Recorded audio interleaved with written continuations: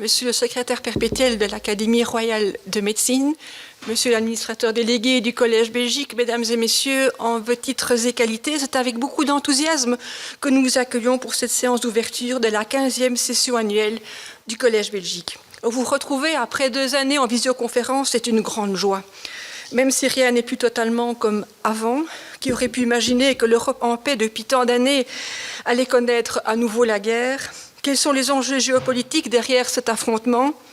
Les prix de l'énergie ont flambé, impactant significativement les citoyens et les entreprises européennes. Comment sortir de cette crise énergétique, car sans énergie, il n'y a pas de PIB? Dans ces conditions, vers quels modèles économiques et sociétaux évolue-t-on? L'inflation incroyable que nous subissons entraîne un accroissement de la pauvreté avec un risque accru d'exclusion sociale. Et tout cela survient alors qu'il y a une urgence absolue à protéger notre planète. Il est clair, mesdames et messieurs, que nous allons avoir besoin de beaucoup de résilience. Et c'est ce que vous propose le Collège Belgique. Contribuer à votre résilience par la connaissance. Aujourd'hui, nous ouvrons la 15e session annuelle, 15 ans déjà que le Collège Belgique a été fondé. Alors 15 ans, c'est jeune, bien sûr, et nous retrouvons d'ailleurs les caractéristiques de la jeunesse dans l'enthousiasme et le dynamisme de l'équipe qui gère le Collège Belgique.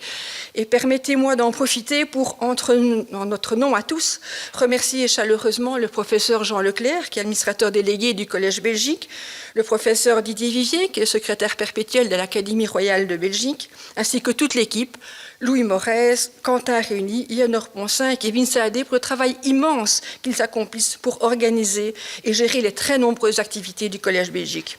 Je tiens également à remercier les membres du bureau du Collège Belgique pour leur soutien précieux et leur disponibilité. Si 15 ans c'est peu, 15 ans c'est aussi un long parcours, surtout dans les tempêtes qu'il a fallu traverser depuis 2020. Grâce à la résilience dont il a su faire preuve, le Collège Belgique est désormais très solidement ancré dans le paysage culturel francophone. Comme vous le savez, le Collège Belgique rassemble dans son projet l'Académie royale des sciences, des lettres et des beaux-arts de Belgique, l'Académie royale de médecine de Belgique, l'Académie royale de langue et littérature française de Belgique, qui œuvrent de concert pour offrir un programme toujours plus complet et varié. En 2023, ce seront plus de 150 activités qui se dérouleront à Bruxelles et sur les différents sites du Collège Belgique en Wallonie, grâce au réseau d'institutions partenaires qui permettent d'assurer pleinement sa mission partout en Belgique francophone.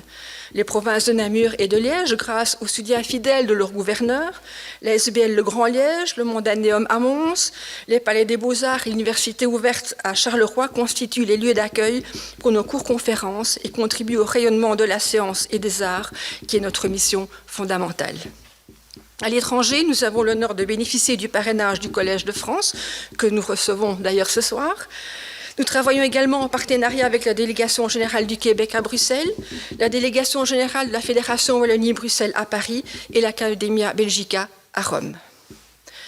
Le Collège Belgique bénéficie également, depuis sa création, du soutien de la Fédération Wallonie-Bruxelles, du Fonds national de la recherche scientifique et de la Loterie nationale.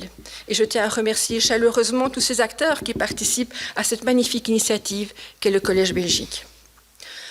Notez qu'en plus des cours-conférences, le programme 2023 comportera 3 colloques consacrés respectivement aux migrations anciennes, au constitutionnalisme et aux enquêtes et sondages.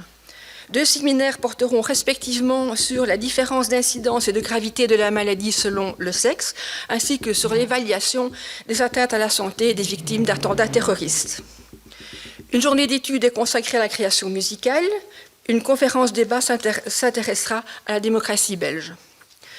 Le programme 2023 propose également 10 cycles de cours-conférences qui seront consacrés à Picasso, à Georges Simenon, au décryptage des institutions fédérales, à la transition énergétique, aux origines de la vie, aux nouvelles perspectives en histoire de l'art, à la destinée des jeunes animaux mâles de la ferme, aux enjeux des métiers de la justice, aux matériaux de l'écrit médiéval et à la compréhension de soi au prisme de l'altérité.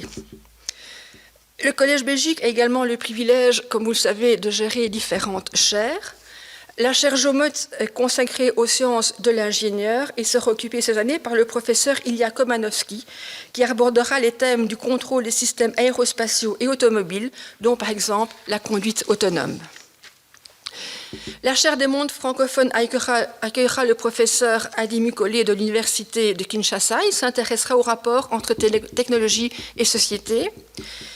La chaire SFPI sera occupée par Jérôme Warren et questionnera l'investissement durable comme processus de transition dans l'entreprise. La chaire du Québec s'intéressera à la douleur chronique et aux Français en usage au Québec. L'orateur invitera certainement le public à se tirer une bûche, c'est-à-dire à s'asseoir pour l'écouter. Il dira peut-être que pour préparer son cours, il a passé la nuit sur la corde à linge, c'est-à-dire qu'il a passé une nuit blanche. En plus de ce programme très étoffé, il y aura également cette année différentes innovations. Le Collège Belgique proposera les midis du Collège Belgique ainsi que les midis de la démocratie au Parlement de la Fédération Wallonie-Bruxelles. N'oublions pas que la démocratie est fragile. Il faut être vigilant pour la défendre de toutes nos forces, sous peine de la perdre. Ce qui n'empêche qu'elle puisse évoluer. En effet, la démocratie ne consiste plus à s'engager à ce que nous soyons tous égaux, mais à ce que chacun puisse être différent, tout en étant traité également. Notez également l'organisation de 4 conférences-concerts au Palais des Académies. Ces conférences-concerts associeront un exposé scientifique et une illustration musicale de premier choix. Vous pourrez bien sûr écouter et revoir toutes ces conférences sur notre site de l'académie.tv. C'est traditionnellement le professeur Didier Vivier, secrétaire perpétuel de l'Académie royale de Belgique, qui présente notre orateur, mais il est retenu à l'étranger et vous prie de l'en excuser. Je vais donc me lancer moi-même dans l'exercice. Et je prie d'emblée le professeur Menger de bien vouloir excuser le fait que je ne dispose pas du talent d'un Philippe Chevalier, ne laisse pas aller ces chevaliers, pour brosser votre portrait, même si, comme lui, j'ai notamment jeté un œil sur votre fiche Wikipédia. Nous avons donc l'honneur d'accueillir ce soir le professeur Pierre-Michel Menger, titulaire de la chaire Sociologie du travail, créateur au Collège de France. Pierre-Michel Menger a étudié la philosophie à l'École normale supérieure, puis la sociologie à l'École des hautes études en sciences sociales. Il était reçu à l'agrégation de philosophie en 1975 et a obtenu son doctorat en sociologie en 1980. Après avoir été pensionnaire de la Fondation Thiers, il est entré au CNRS et y mènera toute sa carrière. La médaille d'argent du CNRS lui sera décernée en 1999. Il exerce par ailleurs des activités d'enseignement à l'École des hautes études en sciences sociales. Il a dirigé le Centre de sociologie du travail et des arts entre 1992 et 2005. Il a également enseigné à l'Institut d'études politiques de Paris. Il était chercheur invité à l'Institut d'études avancées de Berlin et à la Columbia University. Pierre-Michel Menger est auteur de nombreux articles et ouvrages consacrés aux métiers de l'art et de la science, ainsi qu'aux méthodes des sciences sociales et à l'usage des big data. Parmi ces ouvrages, traduits en plusieurs langues, figurent Le travail créateur, S'accomplir dans l'incertain et Portrait de l'artiste en travailleur, Métamorphose du capitalisme. Aujourd'hui, le professeur Menger nous parlera d'un concept fondamental au fonctionnement de notre société, la méritocratie. Basée sur l'idéal d'égalité des chances, qui certes n'est jamais parfaite, la méritocratie soulève des questions liées aux différences interindividuelles, aux inégalités familiales et sociales, à la nature fonctionnelle ou pas des hiérarchies et stratifications sociales et professionnelles, à l'éducation et à comprendre comment celle-ci peut extraire les individus d'un déterminisme quelconque. En effet, il était montré que des variables socio-économiques comme le niveau de scolarité ou les revenus du ménage sont corrélés à la densité des connexions au sein de réseaux neuronaux du cerveau. Ceci pose évidemment la question de l'œuf et la poule. Les déterminants de la réussite sociale et professionnelle sont décidément fort nombreux et bien complexes. Pour analyser les dilemmes de la méritocratie, le professeur Menger illustrera son propos en s'appuyant sur les mathématiques. Et je cède immédiatement la parole au professeur Willem, mathématicien et président de l'Académie royale de Belgique, qui complétera cette introduction par une brève incursion dans la création mathématique.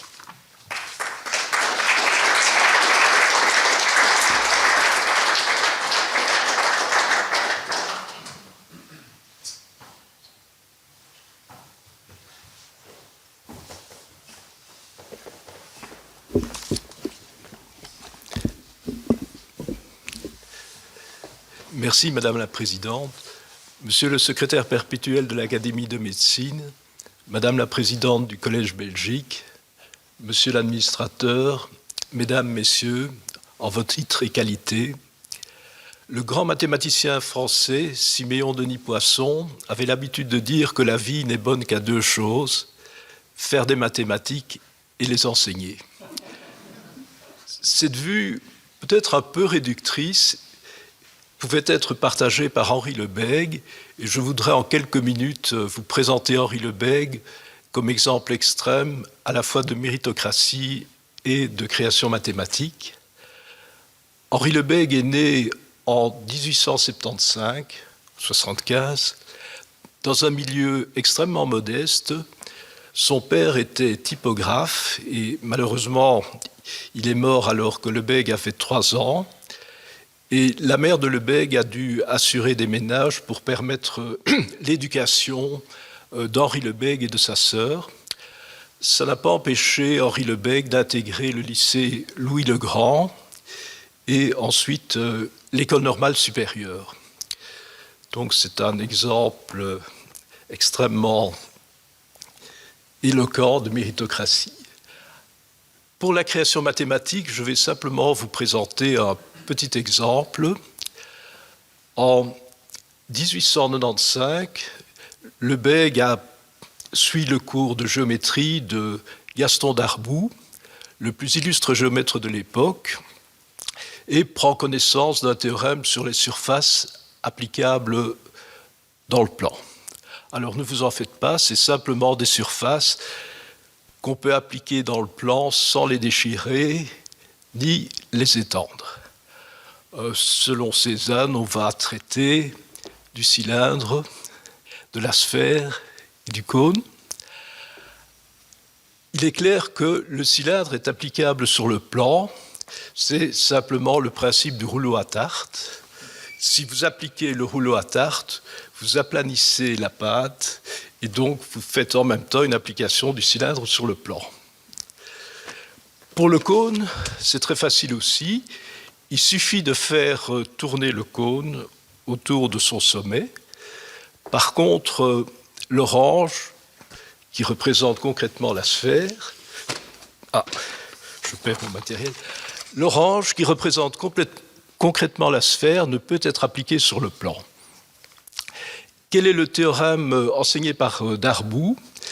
C'est que chaque surface applicable sur le plan est constituée de segments de droite. Et c'est ici qu'apparaît la créativité exceptionnelle de Lebègue, peut-être pendant le cours ou après celui-ci. Lebègue prend une feuille de papier. J'ai fait plusieurs fois l'expérience, ça marche. Il la froisse. Il est clair que cette surface n'est pas constituée de segments de droite. Mais en la dépliant, vous constatez qu'elle est applicable sur le plan. En fait, pour y arriver, il me faudrait aussi un fer à repasser, mais je suppose que chacun est convaincu que la feuille est applicable sur le plan. Alors, ici, nous nous trouvons en face d'une question. En principe, le théorème de Darboux est correct, puisque à cette époque, en 1895, la géométrie différentielle est complètement, ses bases en tout cas, sont complètement assurées. D'un autre côté, il est évident que l'exemple de Lebègue contredit le théorème de Darboux. L'explication finalement est assez simple. La certitude mathématique est une certitude conditionnelle. Et le grand mathématicien Jean-Pierre Kahn avait l'habitude de dire que l'acquis essentiel de l'apprentissage des mathématiques était cette certitude conditionnelle. Et donc, dans un théorème, nous avons des hypothèses. Et pour que le théorème de Darboux fonctionne, il faut que la surface soit lisse. C'est évidemment le cas d'un cylindre. Un cylindre est parfaitement lisse. Le cône et la sphère le sont également. Par contre, la feuille de papier froissée n'est pas lisse. Et donc, Lebègue a pu construire une surface qui dans un certain sens, contredisait le théorème de Darboux, mais en élargissant le cadre. Ensuite, il a repris cette idée dans le domaine de l'intégrale, et évidemment, il en est résulté la célèbre intégrale qui porte son nom. Cette intégrale elle-même est devenue l'intégrale de la mécanique quantique. Le fameux espace des fonctions de carré sommables utilise l'intégrale de Lebesgue, et une généralisation abstraite due à Fréchet s'est retrouvée à la base du calcul des probabilités. Mais bon, ceci est une toute autre histoire. J'ai donc le plaisir de céder la parole au professeur Jean-Michel Magère.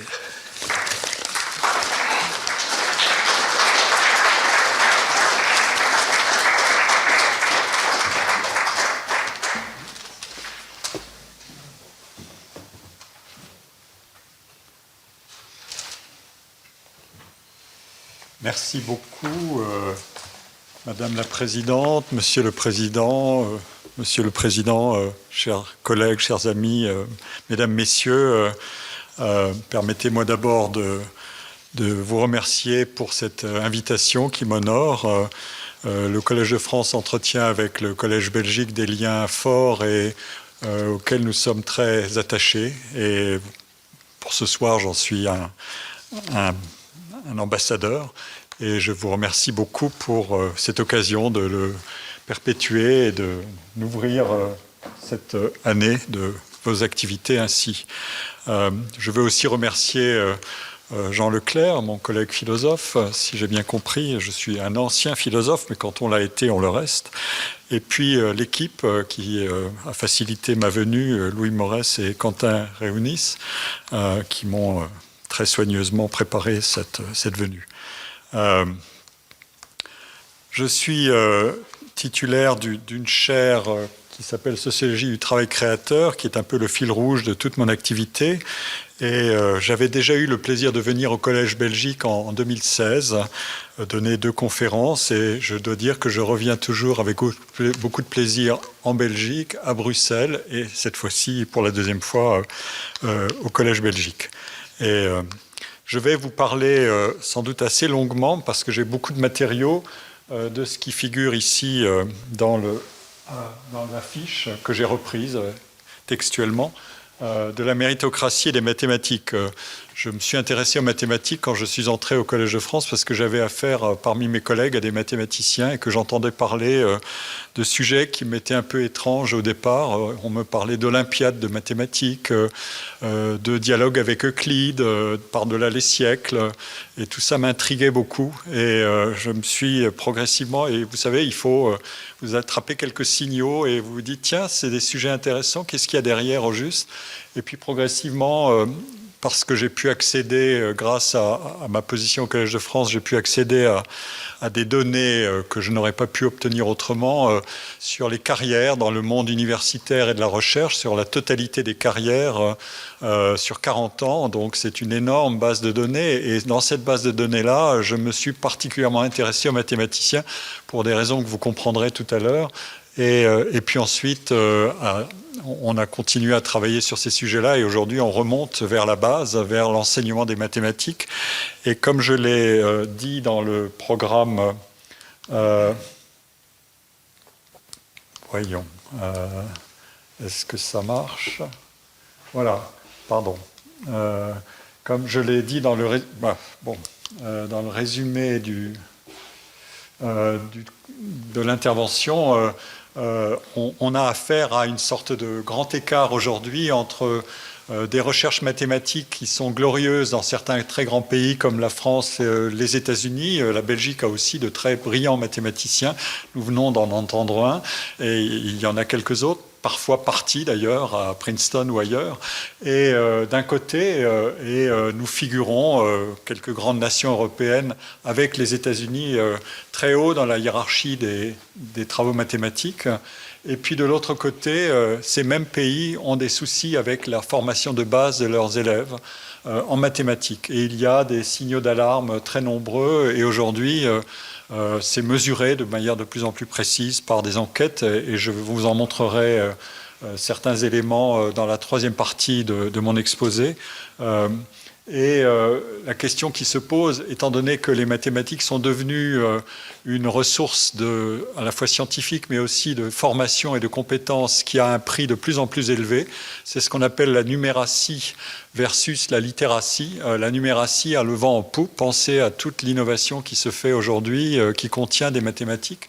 L'intelligence artificielle est faite de mathématiques, même si on ne sait pas toujours exactement comment travaillent ces robots quand ils font du deep learning, mais ce sont des compétences et des formations qui ont une valeur croissante.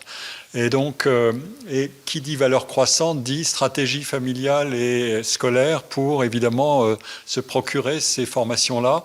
Et des écarts de performance croissants adviennent aussi aujourd'hui, qui créent des inégalités sociales de plus en plus visibles.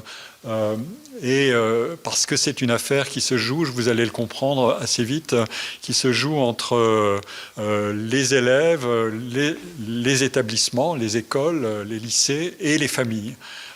Et c'est ce triangle-là qui est le générateur d'écarts qui peuvent devenir très vite très grands. Et donc se pose la question de la méritocratie, dont je vais définir assez vite le contenu, parce que c'est un des défis qui nous est posé.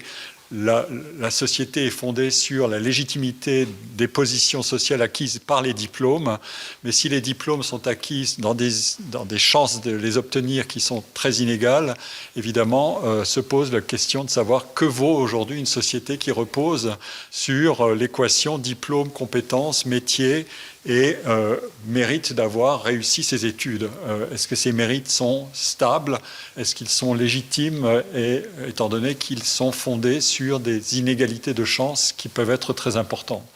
Et donc, je viendrai à ce sujet-là très vite, et ensuite j'explorerai la communauté des mathématiciens, qui est un cas particulier de méritocratie. On peut regarder la méritocratie en général en regardant les chances de réussir sa vie en ayant une bonne formation de base, etc.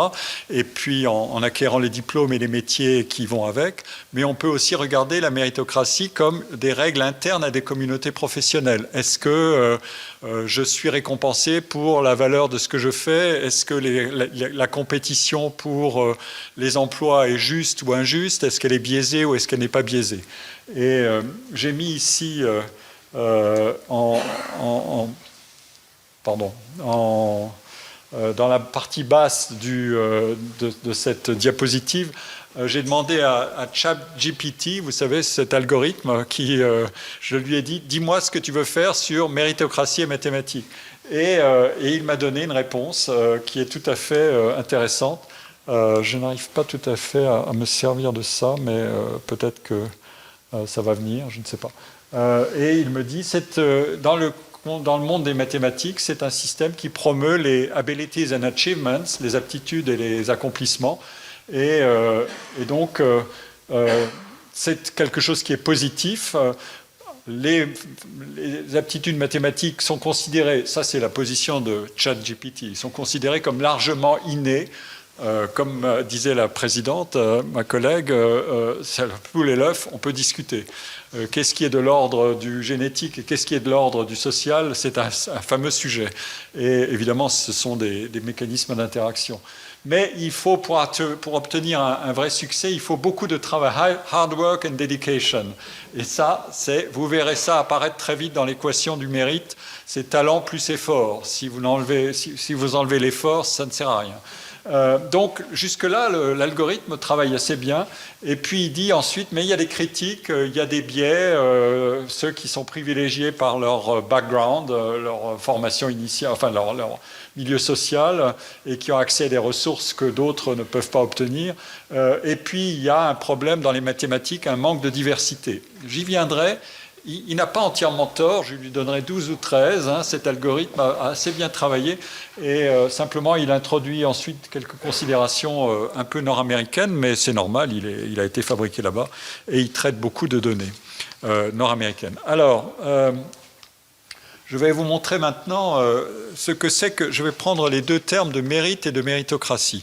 Ici, j'ai demandé à Google, avec son programme Ngram, de me dire comment est-ce que le mot mérite a circulé dans la publication de livres depuis les années 1600 jusqu'à 2019. Et vous voyez que la pointe de diffusion bon, je n'y arrive pas. La pointe de diffusion de cette courbe, est-ce que ça marche ou... Elle est autour de 1750-1800. C'est très intéressant parce que c'est l'époque de la philosophie des Lumières, des grandes révolutions qui sont en cours en Europe, en France, aux États-Unis. Vous avez en haut l'anglais et en bas le français. Et les courbes se ressemblent un peu, même si elles sont différentes, évidemment. Mais elles ont les mêmes pics au même moment. Et donc ça ne marchera pas. Mais ça ne fait rien, je commenterai ça comme ça. Et donc, ça a été un moment de l'émancipation. Le mérite a été un vocabulaire positif. La langue française nous dit que le mérite, c'est une valeur morale qui procède de l'effort, de quelqu'un qui surmonte des difficultés par sens du devoir et par aspiration du bien. Et l'autre dimension du mérite, c'est la dimension évaluative, quand on transpose à l'individu ou à une entité, un pays, un acte, un événement, c'est le caractère de celui ou de ce qui est digne d'une appréciation avantageuse par ses qualités morales ou intellectuelles. De manière plus neutre, le mérite, c'est... sans faire appel à cette dimension morale, on obtient une définition de rétribution matérielle ou symbolique d'une qualité, d'un comportement, d'une action. Après tout, le vocabulaire du mérite vient du latin mereo, gagner, c'est la solde du soldat, c'est son origine initiale.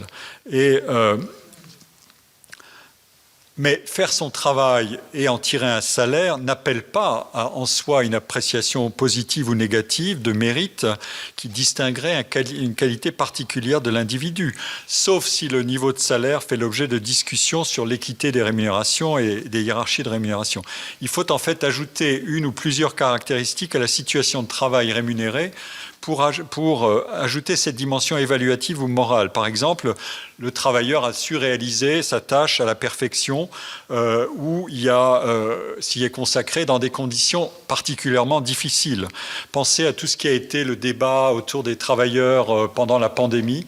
On a beaucoup discuté sur la valeur sociale des métiers et sur les mérites des uns et des autres, des infirmières, des travailleurs du second rang, comme on les appelait, qui sont devenus ceux du premier rang. Là, à ce moment-là, on introduit cette dimension de mérite qui est une caractéristique à la fois morale et éthique et évaluative, sociale, par exemple, la valeur sociale des métiers. Dans un fameux essai que connaît tout le monde de Max Weber, L'éthique protestante et le capitalisme, l'effort qui est un des ressorts du mérite était selon Weber, aussi un des ressorts du développement des sociétés contemporaines. Il associait l'effort de réussite et la moralité.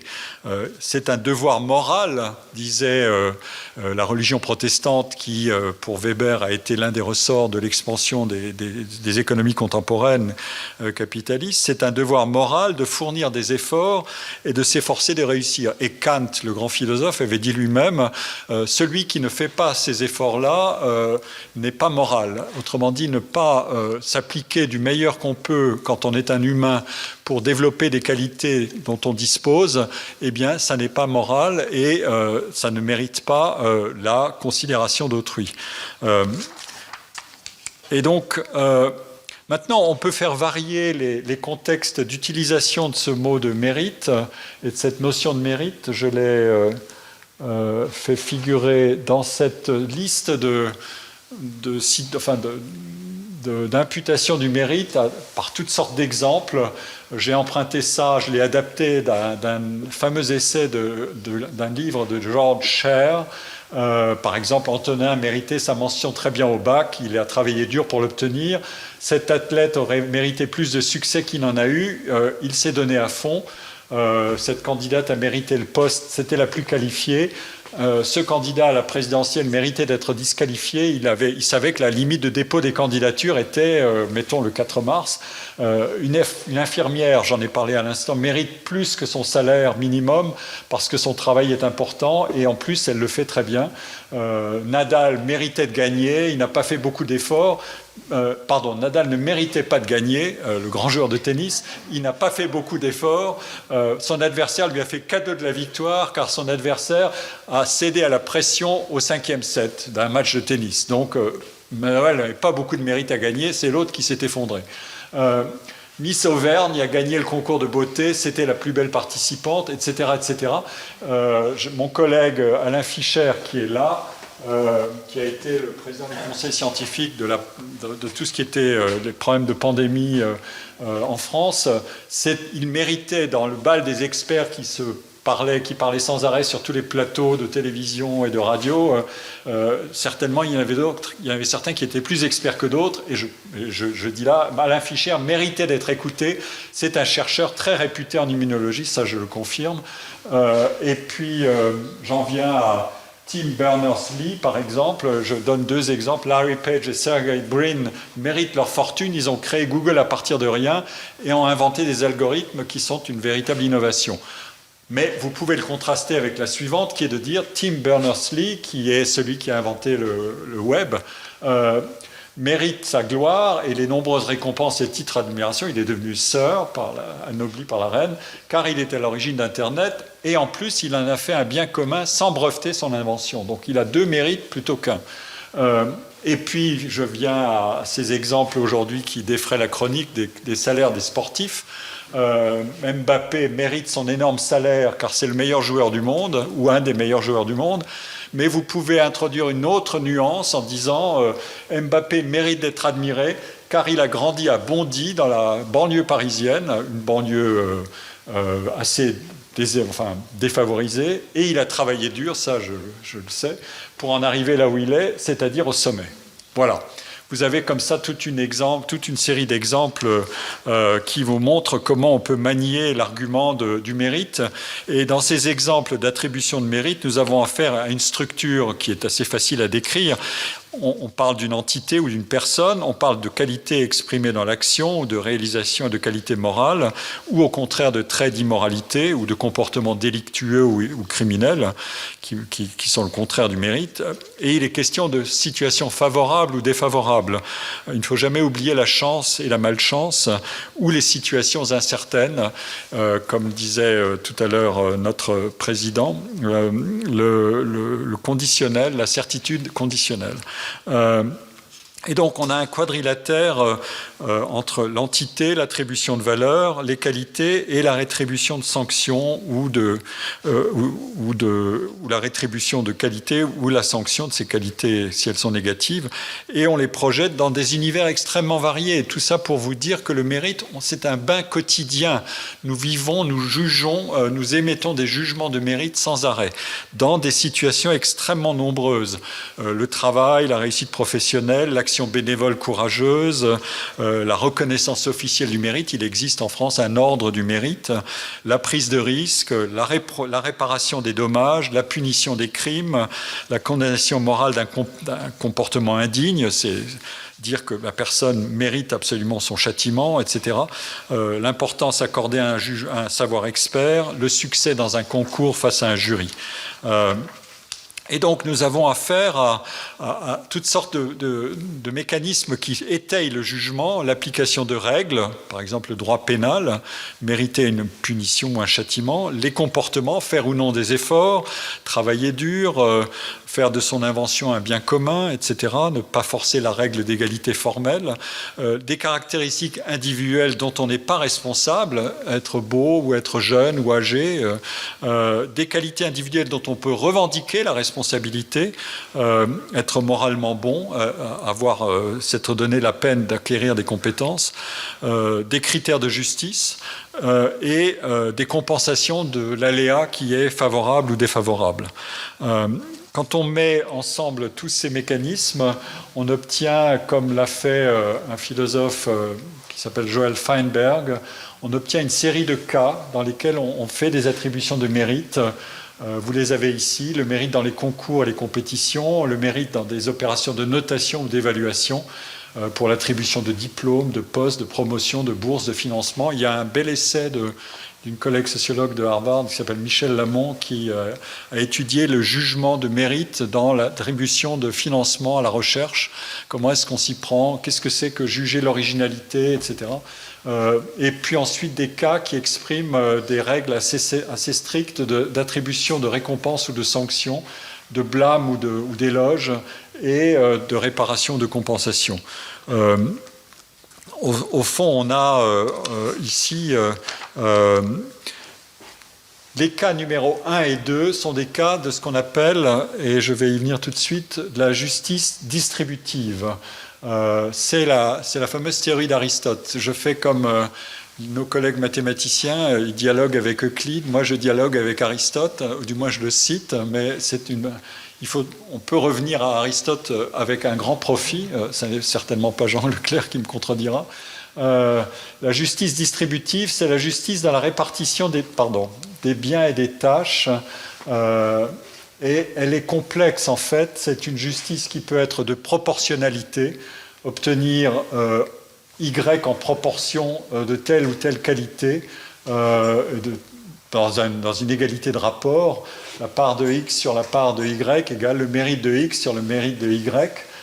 Mais la justice distributive peut aussi être égalitaire, à chacun une part égale, ou bien elle peut être basée sur le besoin. On donne davantage à qui en a objectivement le plus besoin. Ça, c'est la justice distributive. J'ai mis à droite une représentation du taux de succès au baccalauréat en France, et vous voyez qu'on est peut-être passé de la justice de proportionnalité. Vous avez fait des efforts, vous avez le bac, vous n'avez pas fait d'efforts, vous n'avez pas le bac, et donc il y a des taux qui étaient en 87 de 75%, donc 25% n'avaient peut-être pas les conditions idéales pour réussir leurs études et n'avaient peut-être pas fait les efforts suffisants. Quels que soient les facteurs qu'on met en œuvre pour réussir. Et aujourd'hui, on atteint des scores de presque 100%. Donc on est passé à une justice plutôt égalitaire. Du moment que vous présentez le bac, vous l'aurez. Donc on a changé de système, d'une certaine manière. Et puis de l'autre côté, il y a des justices qui sont rétributives, c'est les récompenses et les sanctions, et la justice commutative, ça ce sont les échanges, par exemple les contrats et toutes ces dimensions-là. Mais moi je vais me concentrer maintenant essentiellement sur les cas numéro 1 et 2 qui sont des cas de justice distributive, et vous allez comprendre pourquoi. J'en viens maintenant à l'autre vocabulaire qui est celui de la méritocratie, c'est-à-dire le triomphe du mérite ou le règne ou la domination du principe du mérite. Voilà. Et ici, je fais le même exercice que tout à l'heure. Je vous présente ce que j'ai exploré avec l'outil Ngram. Et vous voyez que la diffusion du terme de méritocratie, je pars des années 1950 ici, pas de 1600, parce que le mot méritocratie a été inventé au milieu du siècle dernier, en 1954-56, on va y revenir tout de suite. Et vous voyez que le terme n'a pas connu une diffusion très rapide. Il a connu une petite diffusion dans les années 60, ça a décollé un peu dans les années 70, il circulait, mais c'était assez plat, on n'en parlait pas tellement finalement, et puis ça a grimpé tout d'un coup à la fin des années 90 et dans les années 2000, le vocabulaire et la discussion sur les problèmes de méritocratie s'est envolé. Et c'est vrai dans le vocabulaire anglais et américain, et c'est vrai aussi dans le vocabulaire français. Voilà, et ça c'est l'exploration du corpus français qu'a exploré Ngram de Google. Et vous voyez les courbes qui s'infléchissent au milieu des années 2010. Il y a certainement eu un pic de discussion autour des années 2010 en France. Je pense qu'aux États-Unis, c'est un peu l'inverse. Il y a une multitude de publications critiques sur la méritocratie et aussi de publications qui défendent le principe de la méritocratie dans les années 2015 à 2020. J'en citerai quelques-uns tout à l'heure, mais c'est assez spectaculaire. Cette notion de méritocratie, elle est construite sur le modèle de démocratie, dont il a été question tout à l'heure, et elle désigne évidemment le pouvoir que vient exercer la valeur de mérite. le mérite exerce sa cratie, sa kratène, son pouvoir. Selon la signification qui est donnée, les initiateurs de la notion, je vais en reparler tout de suite, lui ont donné tout de suite une dimension critique à cette notion. Ils voulaient la dénoncer, alors que la démocratie, on l'honore, mais la méritocratie, on ne l'honore pas forcément. Selon les initiateurs de la notion, la méritocratie qualifie de manière centrale les inégalités de chance dans l'éducation et leur poids dans les trajectoires professionnelles ultérieures des individus, selon l'hypothèse que la formation et la réussite scolaire et au-delà universitaire sont devenus des facteurs totalement déterminants des trajectoires professionnelles et des conditions de vie et de ressources. Et nous sommes donc dans ce qu'un collègue américain fameux, Randall Collins, a nommé la Credential Society, la société des diplômes. Il a publié cet essai en 1979, c'est devenu d'ailleurs un livre classique, et dans la première page de ce livre, il y a une citation d'un long texte de Max Weber de 1923, j'y reviens, qui anticipait déjà considérablement les analyses qui sont apparues dans les années 50 autour de la question de la méritocratie, d'abord en Angleterre et ensuite ailleurs. Et l'article de Weber dit à peu près ceci. L'appareil fonctionne un peu de manière conditionnelle, comme dirait mon collègue. La notion de... Max Weber dit ceci, je résume, mais nos établissements d'enseignement occidentaux, continentaux, en particulier les écoles supérieures, les universités, les écoles techniques supérieures, les écoles de commerce, les lycées et autres écoles secondaires, sont sous l'influence dominante du besoin du type de formation qui engendre le système d'examen professionnel de plus en plus indispensable à la bureaucratie moderne, c'est-à-dire la formation professionnelle. Autrement dit, il dit la société a besoin de diplômer et de certifier les compétences que doivent procurer les écoles et à des fins de formation pour le système de production.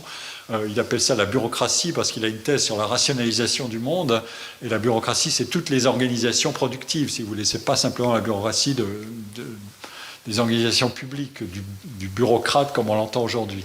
Et ensuite, et c'est là que ça devient intéressant, il rajoute la démocratie qu'il met entre guillemets à une position ambiguë vis-à-vis de ces diplômes et de ces certificats, comme vis-à-vis de tout problème de bureaucratisation qu'elle a elle-même encouragée. D'une part, elle semble signifier la sélection des personnes qualifiées de toutes les couches sociales à la place de la domination des notables. Ça, c'est le grand principe de la Révolution française. On supprime les privilèges de naissance et on met à la place le mérite comme le principe d'accession aux positions, moyennant les talents et les vertus des individus. Donc, c'est l'honneur des démocraties que d'avoir promu cette situation-là, en disant maintenant les privilèges de naissance, c'est fini, de naissance nobiliaire, j'entends. Et à la place, on met la qualification et des mécanismes de sélection par la formation, par l'éducation, pour accéder au diplôme et produire cette couche d'individus qui vont avoir des positions enviables dans la société. Mais il rajoute, d'autre part, elle craint que l'examen et le brevet de formation, le titre scolaire, ne créent une caste privilégiée et elle lutte donc contre cette caste. Autrement, la démocratie, elle est déchirée. D'un côté, elle dit la formation, la massification de la formation, de l'éducation, c'est l'honneur des pays. La connaissance et la formation sont des biens publics. Tout le monde doit s'en emparer et les chances doivent être de plus en plus égales. Et de l'autre côté, du fait tout un ensemble de mécanismes que vous allez comprendre, on crée effectivement un monde de diplômés qui vont détenir des positions et un certain pouvoir sur le cours des choses. Et donc la démocratie doit sans arrêt se battre avec ces deux mécanismes-là. D'un côté, encourager la formation et de l'autre, se méfier de ne pas produire des castes. Si vous voulez un exemple absolument lumineux de tout ça dans la conjoncture la plus récente, vous pensez à l'exemple de la Chine. La Chine a fabriqué des élites scientifiques et des élites technologiques extraordinaires, notamment en sous-traitant leur formation aux États-Unis, mais aujourd'hui elle a tout ce qu'il faut pour les fabriquer. Elle a même des examens ultra sélectifs comme le Gaokao. Tous les étudiants à la fin des études secondaires passent un examen. Ils sont distribués en fonction de leurs résultats dans les différents niveaux des universités. Les meilleurs vont dans les meilleures universités, etc., en fonction de leur score. Et puis, peu à peu, le président chinois actuel a dit « mais j'ai fabriqué des élites qui vont se reproduire elles-mêmes et qui vont vouloir transmettre à leurs enfants les privilèges qu'elles ont acquis à la sueur de leur front dans un premier temps. Mais dans un deuxième temps, la production familiale va chercher à transmettre ces positions à leurs enfants. Et en même temps, si je pose la question « comment ne pas vouloir le meilleur pour ses enfants ?», vous comprendrez qu'il y a là un problème qui est de conflit entre l'égalité des chances et la liberté. Et j'y reviendrai tout à l'heure, je vous modéliserai un peu cette affaire-là. Donc, nous avons ici un vrai dilemme qui va devenir un trilemme tout à l'heure. Donc, selon l'argument de Weber, le diplôme, c'est le moyen légitime par excellence d'accès aux positions sociales et professionnelles qui exigent un savoir certifiable. Et donc, la compétition sociale et professionnelle s'est déplacée ensuite, très logiquement, vers l'accès aux différentes formations diplômantes, qui ne se valent pas toutes, comme on sait, et elles sont d'inégal niveau. On va le mesurer tout à l'heure. Les formations sont plus ou moins longues, elles exigent des spécialisations plus ou moins sélectives. La valeur de ces formations diffère selon les besoins du marché du travail et de l'état de la technologie et des métiers et des demandes de la société. Le nombre d'années n'est pas le même pour toutes ces formations, etc., etc. Et la hiérarchie entre des formations professionnelles courtes et des formations longues peut varier dans le temps, on le sait aussi.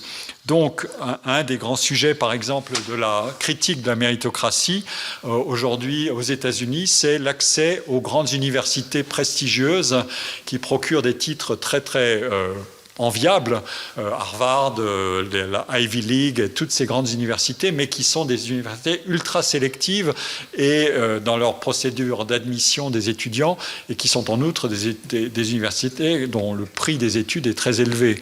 Et donc, il y a un problème, et la tyrannie du diplôme, d'une certaine manière, a été dénoncée par des auteurs comme Michael Sandel ou bien Daniel Markovits à la fin des années 2010, dans des essais qui ont fait parler d'eux, parce que c'était un mécanisme, évidemment, qui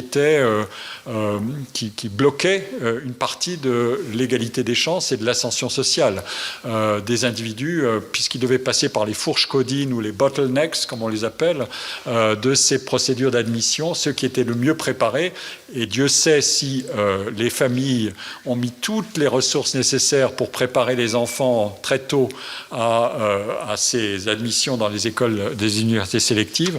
Je ne parle même pas d'autres mécanismes comme les legacy admissions, qui sont les philanthropes qui donnent une partie de leur fortune à ces universités pour les doter de leurs endowments, et en échange de quoi leurs enfants peuvent être admis directement dans les universités en question, ce qui a fait scandale aussi. Donc, ça a été un des ressorts de la discussion critique, parce que c'était les élites économiques savaient que désormais, ça n'était pas simplement leur argent qui permettait d'assurer à leurs enfants le succès, c'était les diplômes. On devait certifier la valeur individuelle par le diplôme, et il fallait en passer par là. Mais l'argent n'était pas non plus absent de tout ça, puisqu'il y avait des ressources nécessaires pour investir dans la formation des enfants. Le mot méritocratie, en fait, il a une histoire qui est très localisée. Le livre The Rise of Meritocracy date de 1958, mais il est précédé par un essai de Hannah Arendt, la grande philosophe, qui a beaucoup dialogué avec beaucoup de philosophes, y compris Heidegger et d'autres. Et elle connaissait le monde anglais, et elle dit l'Angleterre en 1954, dans une conférence qui a été reprise dans un ouvrage traduit en français sous le titre « La crise de la culture », l'Angleterre tend à instaurer une méritocratie, ce qui revient à établir une oligarchie fondée cette fois non plus sur la richesse ou la naissance, mais sur les aptitudes.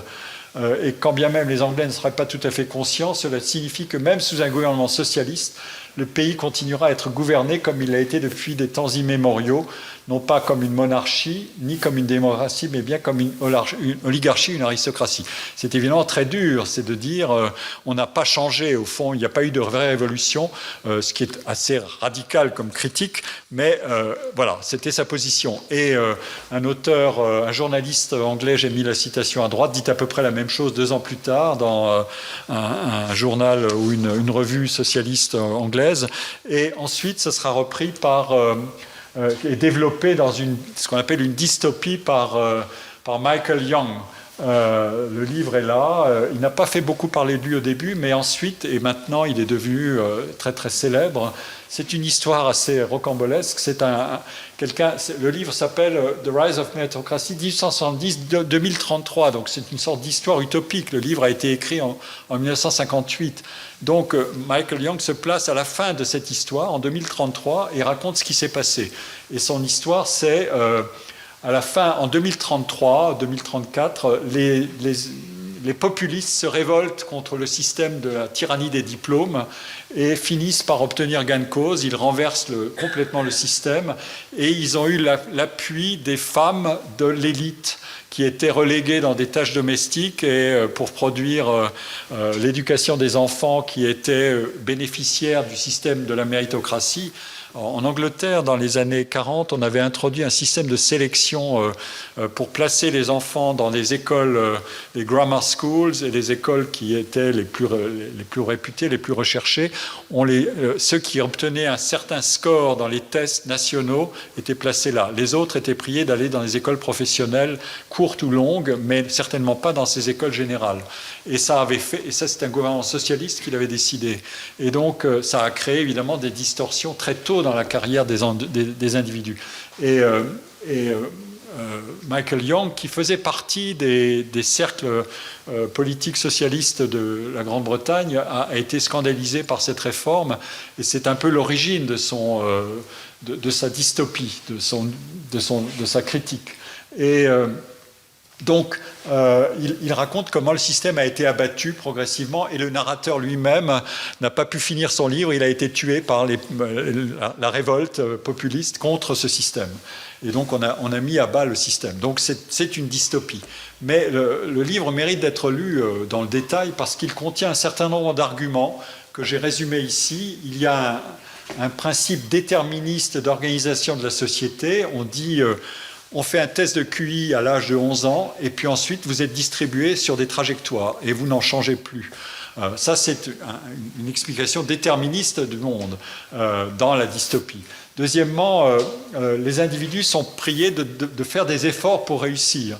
Troisièmement, l'éducation est transmise beaucoup par la famille dans le système en question, et il y a une homogamie sociale. Les diplômés épousent des diplômés.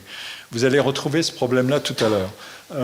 Par ailleurs, la société décrite par Michael Young, et c'est un ressort très important de la discussion, elle est divisée en 2 classes, supérieure et inférieure, et il n'y a pas du tout de place pour la classe moyenne. Ça, c'est un problème assez sérieux pour les sociologues qui ont une vision quand même un peu plus sophistiquée de la société, mais là, la thèse est extrêmement radicale.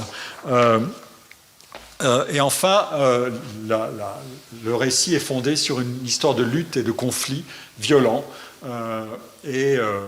avec des alliances contre nature d'une certaine manière, puisque une partie des élites rejoint le camp populiste.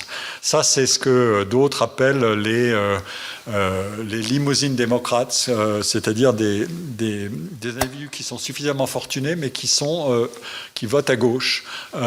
C'est un des mécanismes qui a été bien repéré aujourd'hui dans ce qu'on appelle la discussion sur le libéralisme culturel dans l'évolution des démocraties occidentales.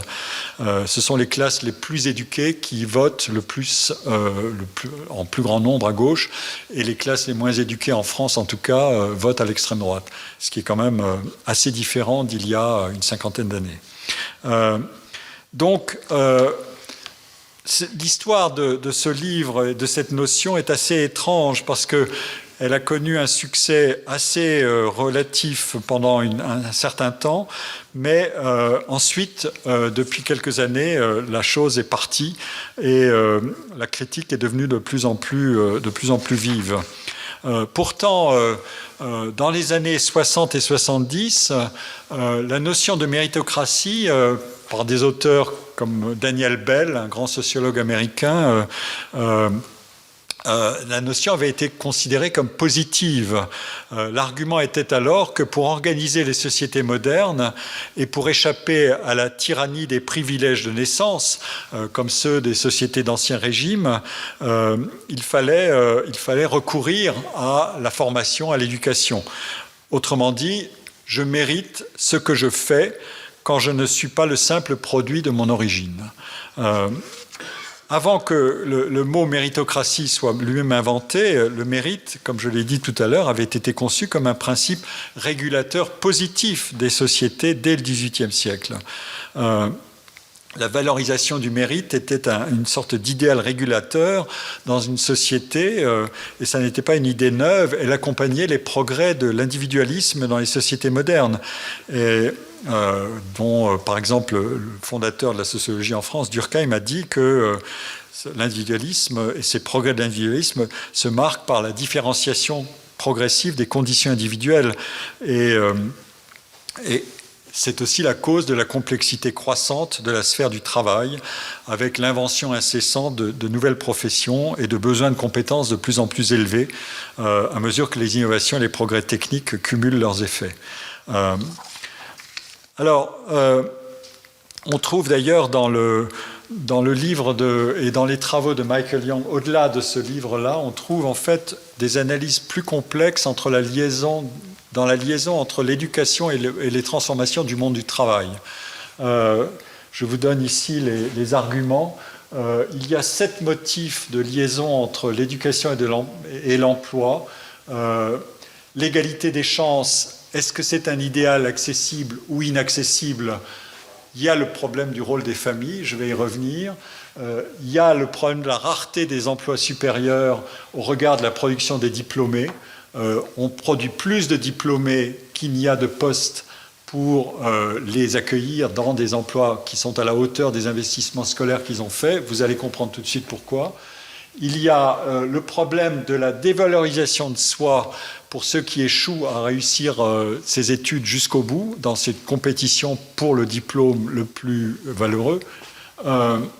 Et de ce terreau-là de dévalorisation de soi ou de retournement contre soi-même d'un échec, naît le populisme anti-élite, pour une part. Or, ce populisme est très, très virulent aujourd'hui. Il y a le problème de la composante fonctionnelle de la stratification des emplois.